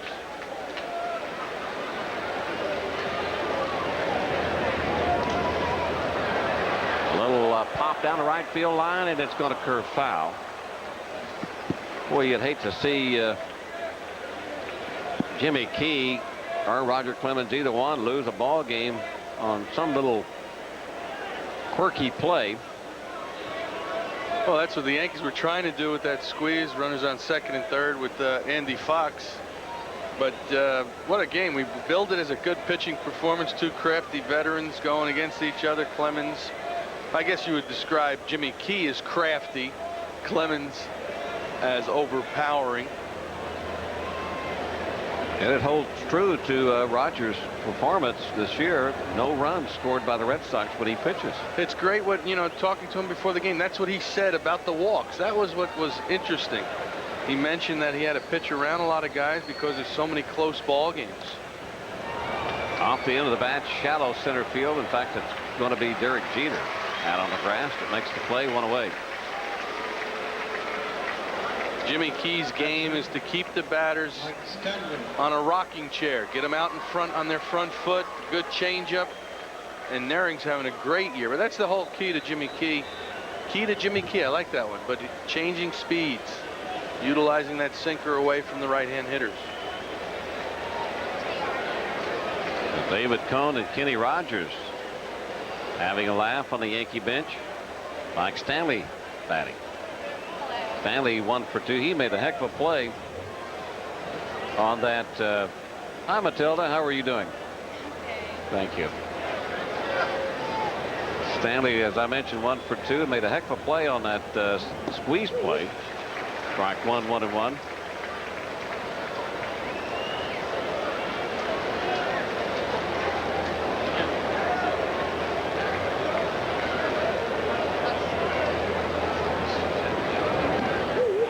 This time he paints the outside corner for strike 2, 1-2, and once again a batter wanting to have a conversation with Al Clark. That's a good pitch, though. Well, it's amazing when you see an umpire that calls strikes, how quickly the game moves along. Fewer runs are scored. He's had a big strike zone, but he's had it big all game long.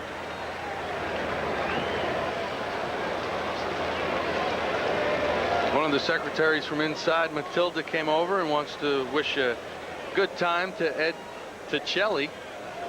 So we just want to get that out there. Have a good time at the ball game tonight, Ed. Glad you did that.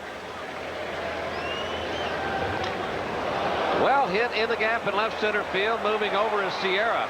He will cut it off, and a nice play by Ruben Sierra in left field will hold Mike Stanley to a long single.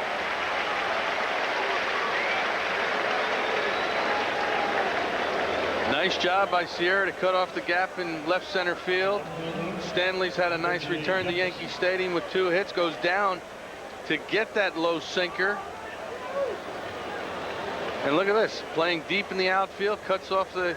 Now here's another catcher that can't run too good. Joe Girardi might have been standing on second base, but a nice job by Sierra. That'll bring up Reggie Jefferson.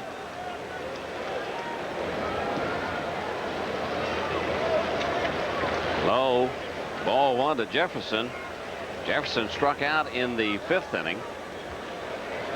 Ball hard back in the 3rd, line to Bernie Williams.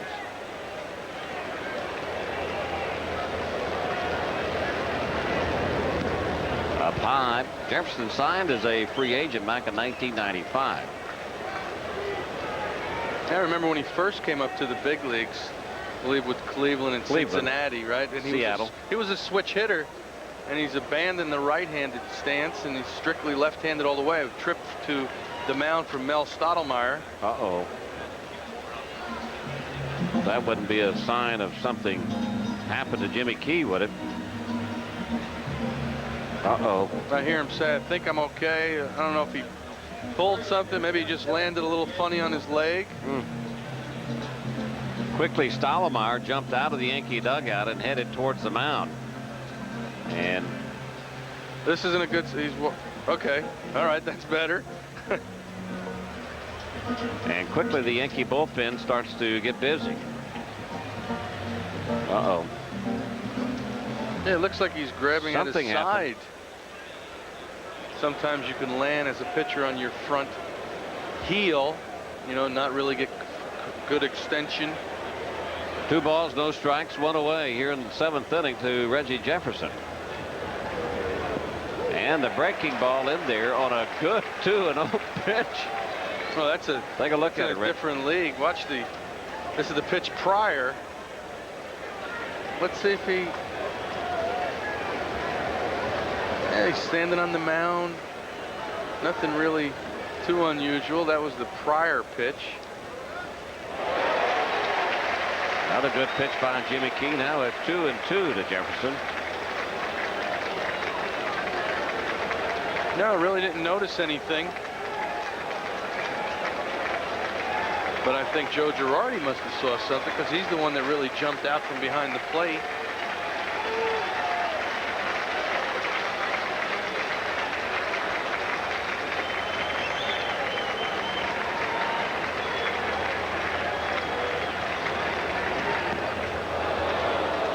Up high 3-2, so we'll check Stanley to see if he's off of this pitch at first. Jose Malave on deck for the Red Sox. Runner stays, and a good pitch by Jimmy Key. And twice he has stunned Reggie Jefferson, and twice he struck him out. Strikeout number 5 for Jimmy. That's one of those at-bats you just tip your hat to the pitcher. Jimmy Key breaks off a 3-2. Good hook. Actually stepped a little towards first base. You get frozen as a hitter. You look at fastball. There's nothing you can do to pull the trigger. So tip your hat. Yeah. Right, Bobby? Tip your hat. Your hat. Try to get him next time. Jefferson takes a seat. 2 away, and Malave will be the batter. Down low and outside, ball 1.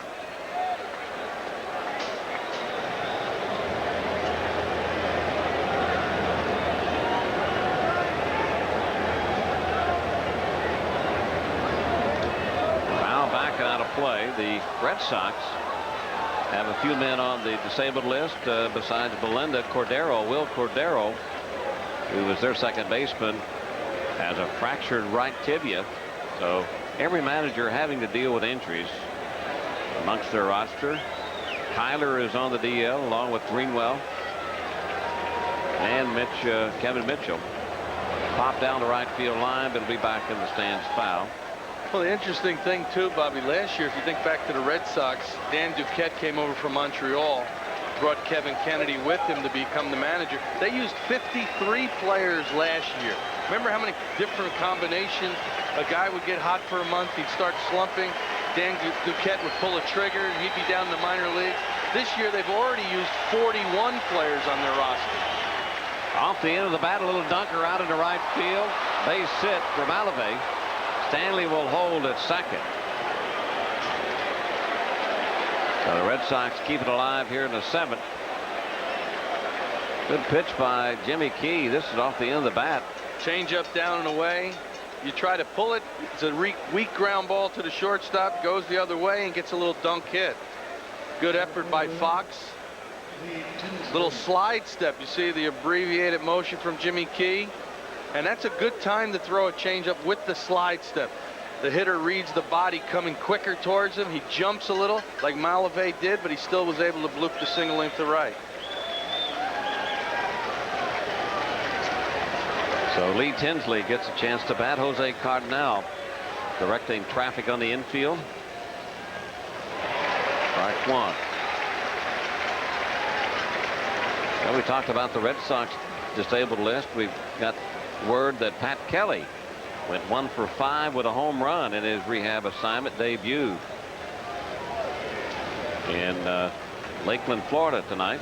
That's in the Gulf Coast League. Popped him up down the right field line. Paul O'Neill will be there. And the Red Sox leave a couple of men on. Jimmy Key appears to be all right. We'll head to the bottom of the 7th inning.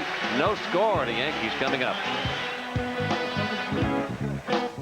Come back to Yankee Stadium, bottom of the 7th, and this is the pitch that we thought that Jimmy Key might have injured himself. You see Joe Girardi jumps out from behind home plate. He noticed something. Mel Stottlemyre ran out, but he finished the inning.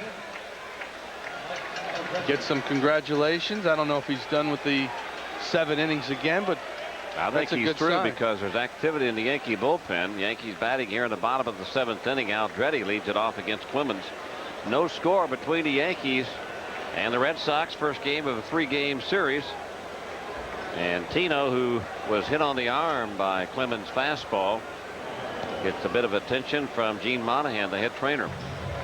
1 ball, 1 strike to Andretti.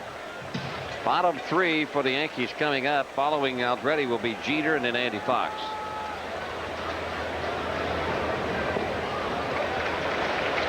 One of the reasons the Yankees have been successful and in first place this year, 1-run ball games. They're 15-4 in 1-run games, 8-1 at home. On the other side, Boston is only 8-12 in 1-run games. 2 balls, 2 strikes.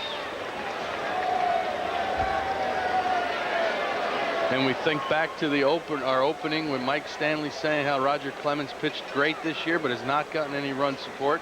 Look up at the scoreboard, a lot of zeros. Foul back and out of play. Well, you've known Roger Clemens for a long time. There's the board. Only 7 hits in the game combined. No errors, no runs. Yeah, we build this as a pitching day. Well, anytime you talk Roger Clemens, anytime you talk Jimmy Key, you pretty much can presume this is going to be a pretty good pitcher's game. And right now we have gotten exactly what we thought. Up high, ball 3-3-2. But what kind? I know you caught Roger several times. This is 1996. He's a little bit older. He's had some arm problems. Can he sustain and maintain the type of velocity later on in the game like he used to? Still carries it, Bobby. You bring up a good point. I just happened to notice in their notes his pitch count over his last 6 games: 129 pitches, 123, 143, 156. So he's going to stay out there. He's a workhorse. And you know what? Pitching is with your legs. Nobody works harder conditioning-wise than Roger Clemens. Okay, maybe the velocity's off a little bit. There's Sammy Ellis, his pitching coach. But he works awful hard to keep those legs strong, and that's why he can have pitch counts like that late in the ball game. Andretti sent one deep down the left field line, going back as Reggie Jefferson up against the wall, and it's gone! Mike Andretti puts the Yankees ahead with his 4th home run, and the Yankees now lead it 1-0 on opposite field shot.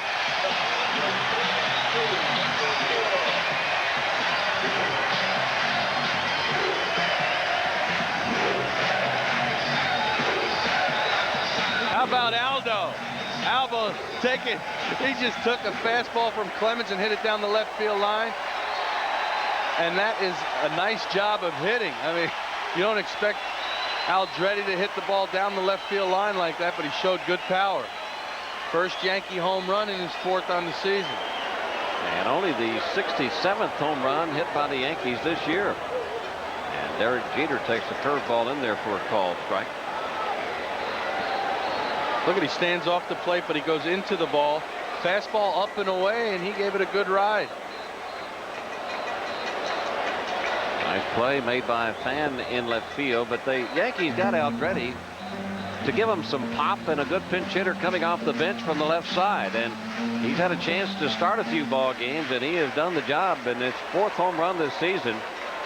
Andretti, the designated hitter, that gives Ruben a chance to play in the outfield, which he's always wanted to do. Down low, ball 2-2-1 to Jeter. Speaking of Sierra, I think Torrey is trying to get him started somehow. He's giving him opportunities in left field, trying to get that bat going. Andretti's pretty happy tonight. High into right field. Alave is there to make the play. 1 away. That'll bring up Andy Fox. Second baseman, Andy Fox. Slider away from Clemens. The crowd got a little excited. I thought they were going to see another opposite field home run. There's Andretti getting a peek. Gerald Williams. Anytime a ball goes into the air to right field, that'll bring everybody out. I mean, here at Yankee Stadium. There's like Wrigley Field, you know. When the wind's blowing out of Wrigley Field, if the ball goes up in the air, it's trouble. Andy Fox takes a strike on the outside corner. I don't know, Al would keep trying to try to convince me that he looks like Babe Ruth. I can't see it yet. Maybe one day before too long. Now it's 0-2 to Andy. I don't see the resemblance. Maybe Al's just looking at him in a different light than what we are. Yes. Yeah, I think Al is looking at a different light. Whoops. 1-2. You know, we think back to that squeeze attempt by Fox. You know, you're always taught try to get the bat on the ball, but it was a 2-1 split finger in the dirt. He did everything possible to try to get the bat on the ball. Stanley really made a good play on it. Outstanding play. Foul backing out of play. The count remains 1-2. Well, the only other thing I think Andy Fox could have done was to throw his body in front of it. I don't think that's fair. I mean, you talk about a split-fingered fastball. Now, Roger Clemens has one of the better ones in the game today. And that ball, he throws it about 88 miles an hour, and the bottom just falls out of it.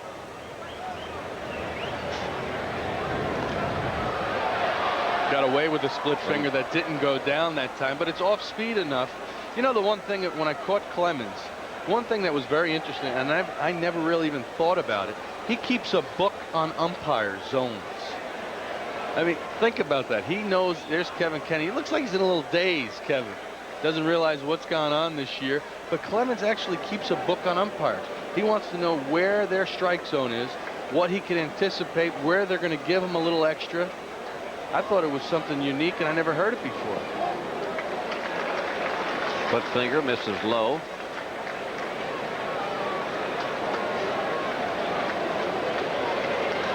What a pitcher he has been. 3 Cy Youngs. Oh, man.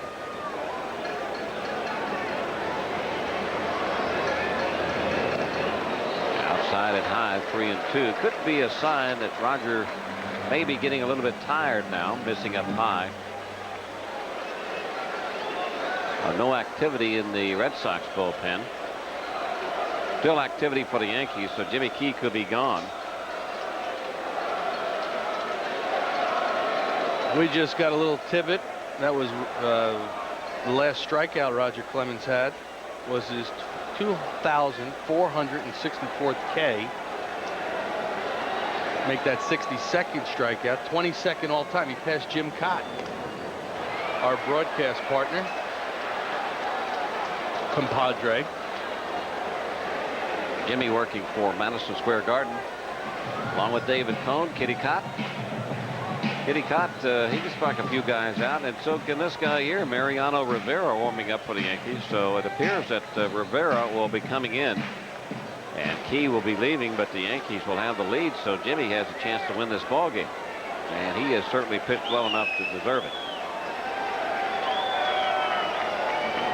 Up high, ball 4, so Andy Fox once again has worked Roger Clemens for a walk. The second time in a row. That'll bring up Wade Boggs. That's 6 walks on the night for Roger Clemens. That's 57 on the year. And you would anticipate Fox to run early in the count, get himself into scoring position right away. I mentioned Mike Stanley has had trouble throwing out runners this year, only 5 of 56. That is below 10%. So get ready. There may be a Fox loose on the base pass here. And Clemens will try to play his little games by stepping off the rubber. He's a little slow to the plate. He's tried to quick it up over the years, a little shorter stride. There goes Andy Fox, and the throw by Stanley is not in time. In fact, it gets away from the shortstop. Fox will move to third, and he will hold up there, but more importantly, the Yankees will have another runner on at third with less than 2 outs. And that ball just skipped by Valentin into center field, and it looks like Stanley will come up with a throwing error.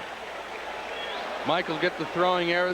Fastball up in the strike zone, usually the best one to throw if you're a catcher, and it looks pretty good. And the ball is there. Valentin just didn't make the play. Did not make the play. Stanley put the ball right above the base.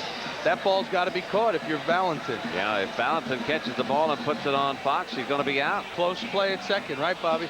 And you know, the reason it's easier to throw the ball when the ball is up in the strike zone, you're already in position. The ball is by your shoulder height. It's easier to make the transfer and the good throw to second base. Obviously, Kevin Kennedy out to talk to Roger Clemens. Boggs is the batter. First base is open, and Girardi is on deck. So they could set up what would appear to be the double play to get him out of the inning and pitch to Joe Girardi. Well, you really have to, if you're Kevin Kennedy, take your poison. If you walk Boggs and Boggs doesn't hit into the double play, you're facing Girardi and O'Neill.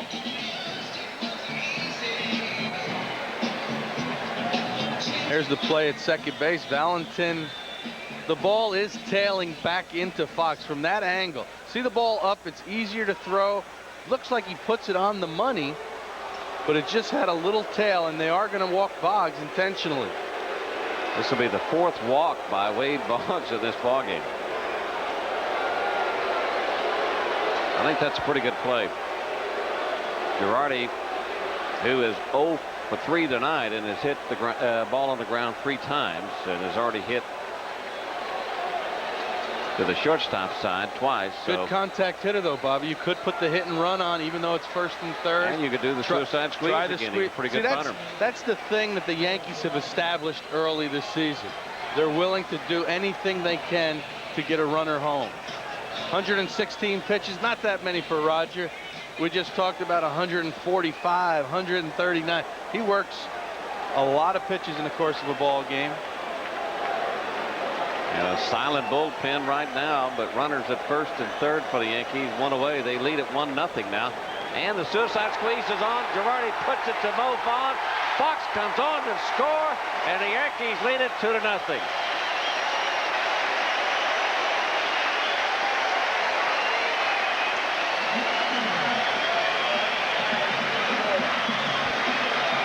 Just what we were talking about, Bobby. You could do little things with Girardi at the plate. That's why he's hitting second in the order. Yankees somehow find ways to get runners home. That looked almost like a safety squeeze. Up to Girardi to see if it's a strike. It is. He makes Vaughn field it. No chance at the plate. RBI bunt for Joe Girardi. Nice job. See how he just catches the ball with the bat. Didn't try to push it towards Vaughn at first base. And a good play by pushing it towards the first base line, simply because Vaughn's got to hold that runner on, and he can't be coming in expecting a bunt. So the Yankees now lead it 2-0. O'Neill takes one low and inside. Boggs moves to second.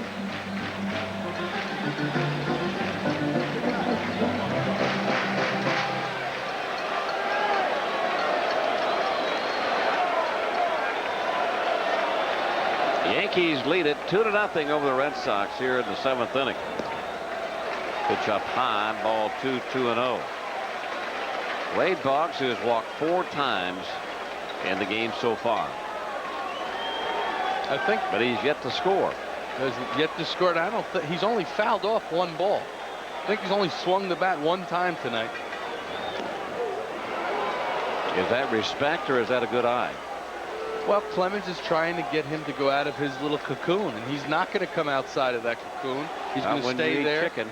Not when you eat chicken. 2 balls and a strike to Paul O'Neill. You stay right in that cocoon. And shot into shallow center field, but Tinsley is there waiting for it, and the Yankees are gone, but they pick up a couple of runs. Highlighted by an Aldrete leadoff home run here in the 7th inning. We'll go to the top of the 8th, and the Yanks lead it now 2-0. Nobody beats the Wiz. And back at the stadium here in the top of the 8th inning, Don Zimmer and Joe Torre talking it over, and the Yankees lead it 2-0 over the Sox. Mariano Rivera, the new pitcher, Rick. And first time he was roughed up all year, gave up the home run to Palmeiro. 3-1 record, almost perfect. Look at batters are only hitting 181 against him. 63 strikeouts, only 35 hits allowed in 55 innings. And right here, he's in the most important spot, trying to bridge the gap from the starter to the closer. He's done a great job all year. So he's in for only 1 inning is what you're saying, right? Pretty and then much. Wetland would come in the ninth. And you have the top of the order. He'll have to face Valentin and Vaughn, and if he doesn't get them out, Canseco in this inning. So maybe even more important outs in this inning than what Wetland will have to face in the ninth. Well, Jeff Fry leads it off for the Red Sox. Strike 1 to Fry. Quickly. Fry is 1 for 3. He's the leadoff hitter. He'll be followed by Valentin and then the Big Mo.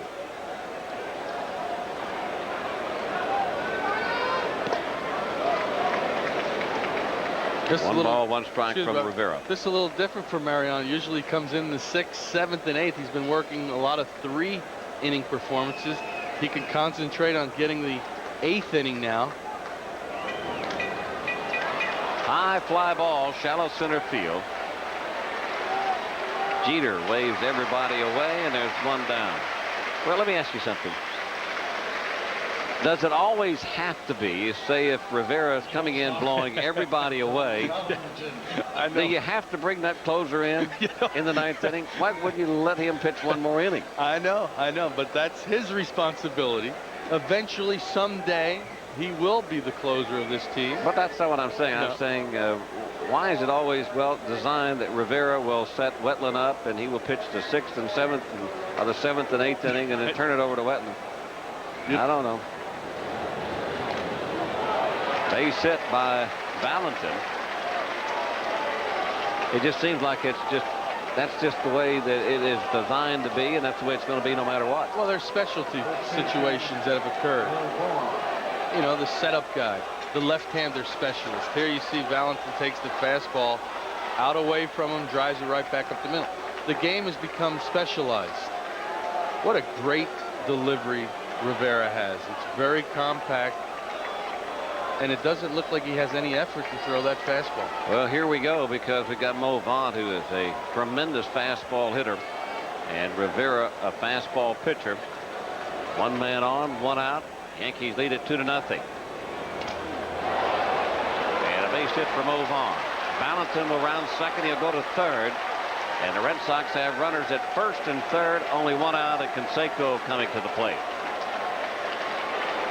That's just pure power. That's just pure strength by Mo Vaughn to be able to take that ball and get it through the infield before somebody gets to it for a base hit. Shattered his bat again, but he's strong enough, like you said, to muscle the ball through the infield. He uses a 36, 38 ounce bat, one of the bigger bats in the American League. He shatters that one, but he gets the base hit.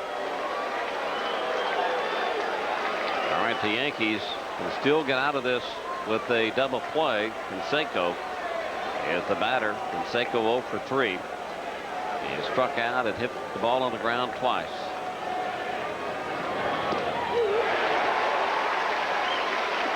Right down Broadway, 0-1. I heard you and Scooter talking about the different stance. Well, he's got number 4 or 5 today. He just wants to get a read of the velocity of the fastball. It's going around the league. 90% fastballs from Rivera.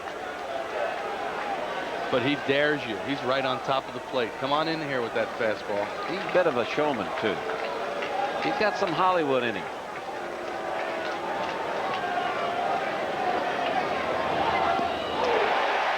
A big Canseco swing and a miss. Strike 2, 0-2. It's always been you wanted to take his arms away from him. Don't let him get extension. You see how that ball on the inside part of the plate ties him up? He is so big and strong through the shoulder. A lot of people think that Jose has put on a little bit too much muscle, that is, and he's not flexible enough. A high flat fastball, foul back and out of play. The count remains 0-2.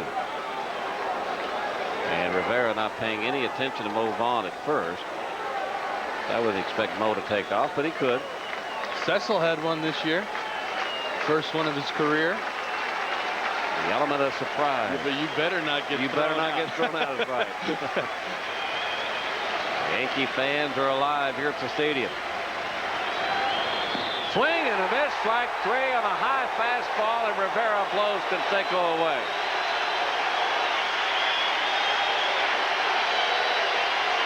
I'll tell you, he is not intimidated by the whole Canseco mystique. He's up there daring him to throw the fastball. He says, yeah, all right, here it comes. We're going to just go up the ladder on you. Start right down the middle, work your way up. That ball's by him. You could see from that camera, the first base camera, the ball is past him when he started his swing. You're not going to believe it, but Jose Canseco is only 32 years old tomorrow. I thought he was a lot older than that. Tim Naring takes the ball up high. We've heard so much about Jose for so many years, seems like. But he's only 32 years old. And he's got a bad back.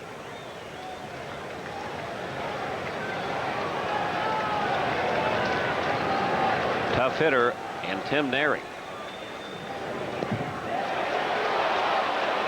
He did not go around, says Honora first.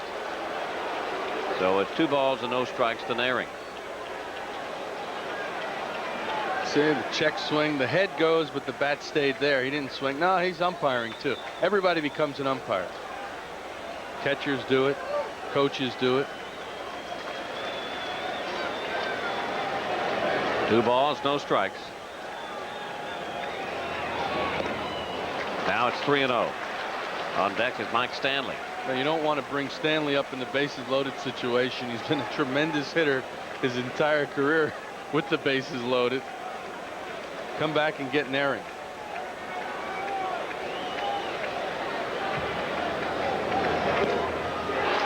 Ball 4, so the bases are loaded for Mike Stanley.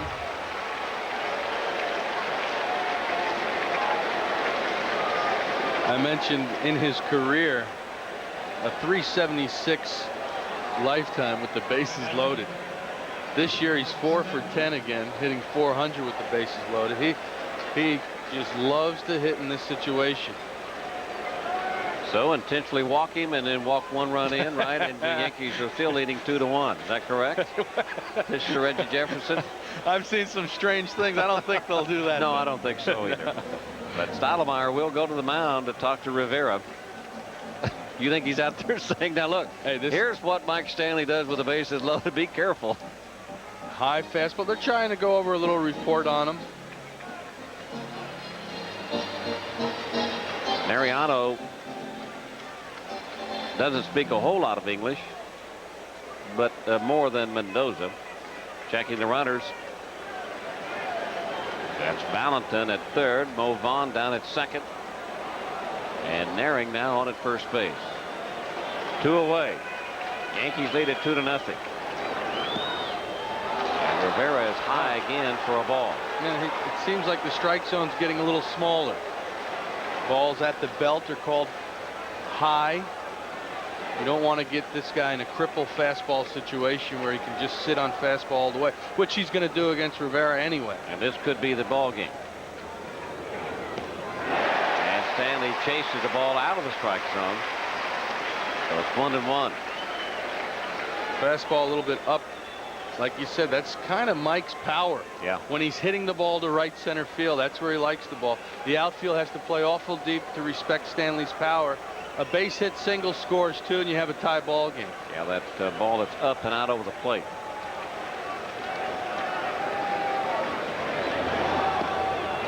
Another pitch up. Now it's 2-1. Look at this. Yeah, 376 with 8 salamis. Whew. I didn't say it, you did. Timeout is called now. That's the pass. That's his lifetime. 8 career grand slams, 376 hitter. He just thrives on it.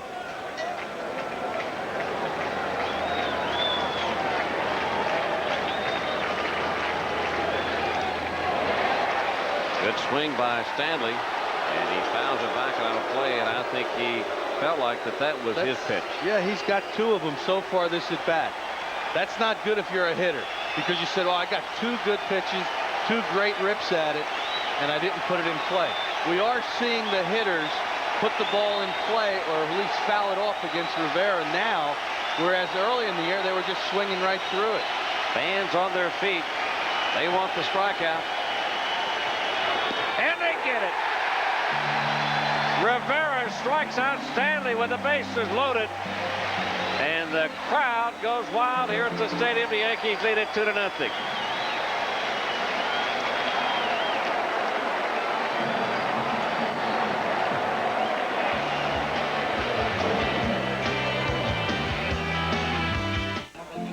We go back to last inning. Mariano Rivera, bases loaded against Mike Stanley. 2-2 pitch. Fastball right by him. What a pitch. Challenged him 3 times. Gets Stanley and Canseco, and you see the reaction in the Yankee dugout. Look at following the ball. Zim with a little excitement on the bench. David Cone. Well, a job well done by Mariano Rivera, striking out 2 key men in that inning after he loaded the bases up. You got big Jose Canseco and then Mike Stanley, 2 dangerous hitters. Mike Stanton, Rick, will come on to pitch here in the 8th inning. Mike Stanton, we remember him from his Atlanta Brave days. 44 innings, 46 hits, 39 strikeouts. He's a power pitcher. Good fastball, slider, changeup. He'll come right after you. He's not scared. He'll go right after you with his fastball. One thing you do, you turn Bernie Williams around, who's a much better hitter from the right side. See a little discussion in the Yankee dugout. Well, is Mariano through? I guess we see Wetland in the 9th inning. Maybe that's what they're discussing. I don't know. But Bernie leads it off here in the 8th inning for the Yankees against Stanton, and Stanton delivers outside for a ball. Bernie on the evening is officially 0 for 2 with a walk. 27,734 on hand tonight. Seems like a low crowd for a Yankee Red Sox game. Base hit Bernie leading off here in the 8th. And as you mentioned, Rick, Bernie is a much better hitter from the right side. He's becoming automatic. It's there's Wetland warming up in the bullpen. 432 hitter from the right side of the plate. Bernie Williams with 10 home runs. Cody's just got to get out of the house. Look at him. He's nuts. Yeah. I don't know what he's doing, but he is. It was Rogers who was doing that to Cone, I think, earlier. Now he's returning the favor. And Kenny, you know, this is a setup. There's no doubt it's a setup because Gerald is there setting up Kenny Rogers while David Cone does the trick on him. Yeah, I think it's Duncan. I think it's Duncan. Oh, is that Duncan? Yeah, that's part of the scheme. It's like the sting operation. Get his attention. Get his attention, and then we abuse him. And he doesn't know anything's up there. Obviously, it's not Gerald Williams because he's going to hit for Martinez. And I can guarantee you that it's Leyritz, too, is involved. Leyritz is involved in this scheme somehow. But Martinez, remember, he got hit in the arm. We saw the wrap that Gene Monahan put in, so Gerald Williams will go in and pinch hit. So Gerald Williams pinch hitting, batting .318, 5 home runs, 25 RBIs. Yankees lead it 2-0 here at the bottom of the 8th inning. Nobody out.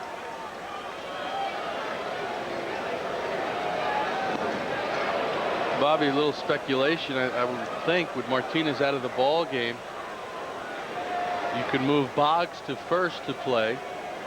I don't think Joe Torre would want to give up his designated hitter spot with Aldretti, who's normally a first baseman. Inside. Possibly could Leyritz play first base? Leyritz could play first base. No, it finally finds out. Oh, sure. Can't get it off. Dave, I have nothing to do with that. You know, I'm innocent.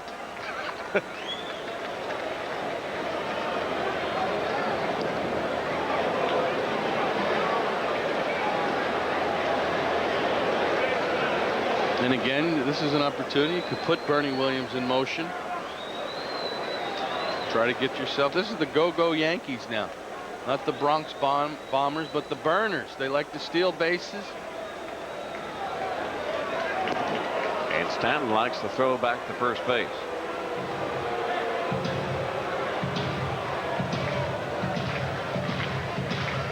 If you don't have a good move, you got to be persistent.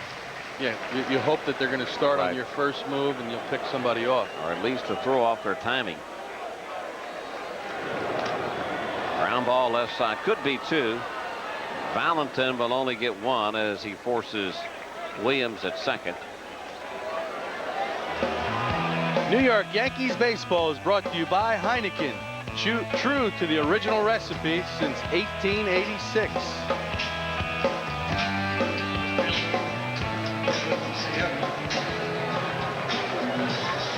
Nice job by Rivera. You know, a little trouble. Gave up the home run to Palmeiro. It's good to get back on that mound.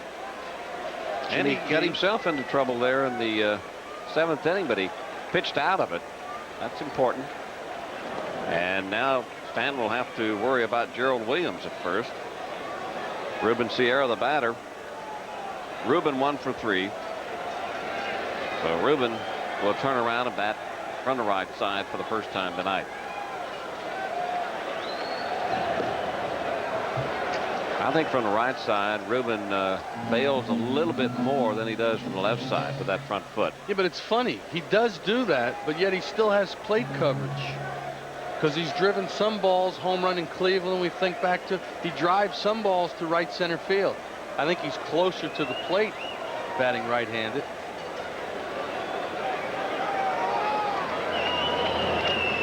There's a pitch on the outside corner. Of course, that's where everybody is trying to pitch Ruben on the outside, knowing that he's fading away. See, strides, gets way out in front, way, like you say, pulls in the bucket. Now, you know, I picked up his bat the other day in the clubhouse, and I thought it was a Yankee giveaway bat. It had an NY on it. This one has an NY on it. That's the one. I thought it. You know how they give away the bats on bat day? And I saw it there, and I said, "Is this a one? Wow, I never saw these as giveaway." With the, said, no, this is my bat. Look, see, it's got the Yankee logo right at the top. It's a company out of California. He loves the wood. I thought it was a giveaway item. Outside corner, strike 2.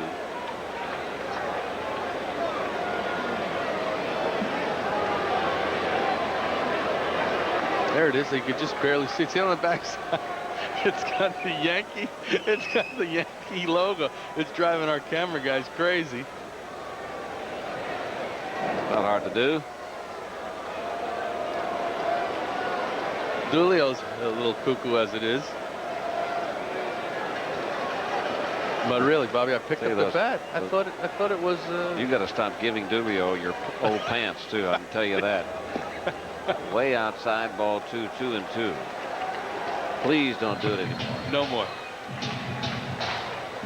But I guess this has been Clemens' season in a nutshell tonight. Pitches great baseball. He's on the losing side again. True to form for Roger Clemens.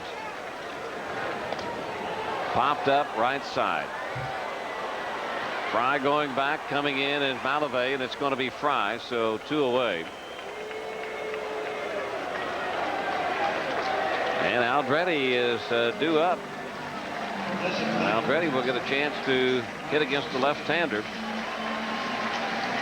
Well, one of the reasons he is a backup first baseman. You know, the other move that we come to anticipate is Gerald Williams to go in for defensive purposes in left field. So with the little injury to Martinez, it affects the entire defensive situation for the Yankees in the ninth. Aldretti got the Yankees out in front with that home run, his 4th of the year, leading off in the 7th inning off of Clemens.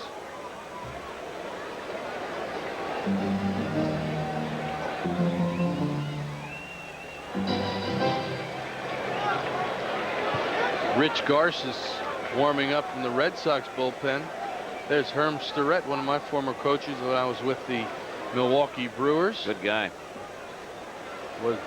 began the season this year. There's the bat. Look at this. He's looking at the bat. Turn it the other way. Turn it. Go ahead. A little bit more. Right there. There's the Yankee logo. What's the name on that bat? Gomar? Or? Gopar, I think Gopar? it is. It's a company in California. And they've got Williams picked off. And the rundown begins, and watch out, don't run into Mo. So Williams not stealing here in the 8th inning. Yankees are gone. We'll go to the top of the 9th inning. Yankees lead it 2-0, and coming up for the Red Sox, Jefferson, Malavey, and Tinsley. All has been brought to you by New Miller Beer, the brand new beer from Miller with big flavor that goes down easy. Buy the new Sunoco MasterCard that can earn you free Sunoco gasoline. Call 1-800-4-SUNOCO to apply. By Toyota, I love what you do for me, Toyota. By McDonald's, the official break of the Olympic Games. And by your Tri-State Jeep and Eagle dealer. There's only one Jeep, and it's only at your Tri-State Jeep and Eagle dealer. What in the... Look at that moon. I mean, what is that in the middle of the moon there? What is that little thing there? I mean, that's not Gerald Williams. That little white dot, what was that? I don't know. It almost looked like a big orange. Man, oh man. Now, so Gerald Williams goes in and plays left field for the Yankees. This is just what we were talking about, speculating a little bit. There's no designated hitter, and it only becomes a bad case scenario if the Red Sox score 2 runs and it's a tie ball game. Wetland comes on to try to record the save. Reggie Jefferson, the batter. You're talking about Aldretti playing first base. Aldretti goes to first base. He was the designated hitter. Gerald Williams stays in the game to left field. Sierra comes out of the game, and the Yankees do not have their designated hitter anymore. That shouldn't bother Joe Torre, but the only problem that would pose would be the fact that the Red Sox had either tied it up or went ahead. It's a non-issue unless they score. At this time. And Wetland has been 19 in a row consecutive saves. He's got the margin of error, 1 run to work with tonight. And what a big difference, Bobby, in his numbers. Isn't it amazing? When he has this luxury of the 1 run, he's got a 2-run lead now, so he can give up 1. The hitters are hitting like 395 in these situations, but yet only 177. 2-2 now to Jefferson. Yeah, like 177 when he comes into a 1-run game. Yeah, it's like, well, okay, I'll give up the home run and bring it a little bit closer, and then I'll shut him down.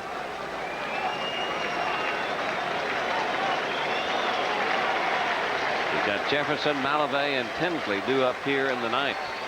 Swing and a miss, strike 3. So Jefferson now strikes out for the 3rd time in this game. Twice against Jimmy Key, and now Wetland. I'll tell you what, the Red Sox hitters, they had to face Jimmy Key early in the day. Change-ups, 85 miles an hour.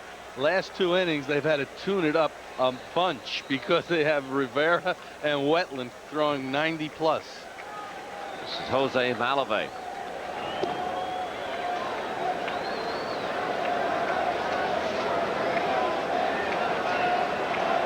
I think Wetland also tied the major league record for saves in a month with 15 saves in June.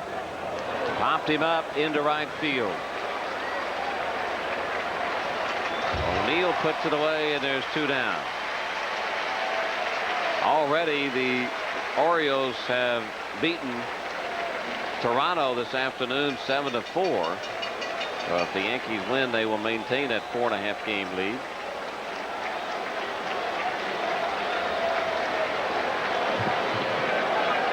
Who's this, O'Leary?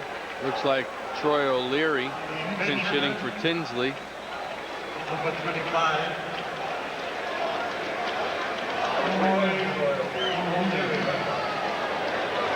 2 down here in the top of the 9th inning. Yankees lead it 2-0, and Troy O'Leary pinch hitting for Tinsley.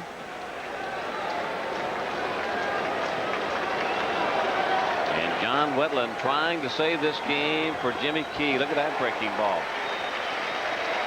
That's pretty nasty. Yeah, that's when you're sitting on the bench for 9 innings. You say, oh, this guy's throwing hard. I'm going to jump on the first fastball.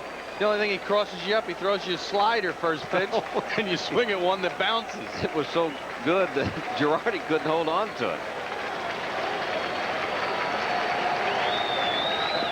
And one more. This time he misses.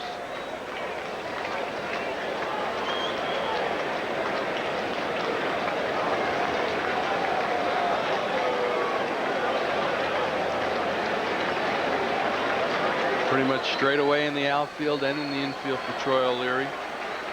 Pretty good fastball hitter. This should be it. Popped up to Williams in left field, and the Yankees win it 2-0. I don't care what you say, this has been a good game on both sides. And the Yankees come out on top in this first game of a 3-game set against the Red Sox. Roger Clemens and Jimmy Key dueled it out through 7. And then it was turned over to the Yankee bullpen. Mike Aldrete with the home run. That's the winning run for the Yankees. Let's take another look at the last out, Rick. Fastball. He had shown him 2 breaking balls. Tinsley a little late on the fastball. Nice ball game for the Yankees. And we'll be back.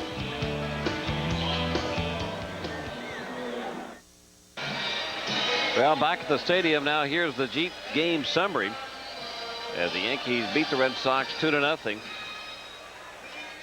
And not a whole lot, but it came in the 7th inning for the Yankees. Aldrete led it off with a solo home run, and then Girardi with an RBI sacrifice bunt, our squeeze play, suicide squeeze play. And that's where the trouble started for Roger Clemens. This is Aldrete's home run in the 7th inning, going the opposite way. And that was all the Yankees needed. Jefferson runs out of room, and at that point the Yankees led it 1-0.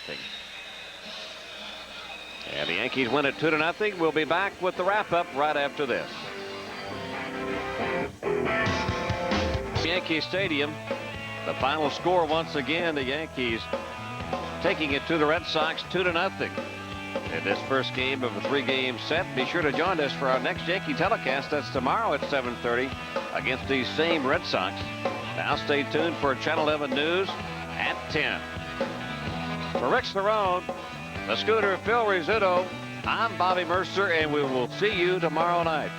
Have a good evening.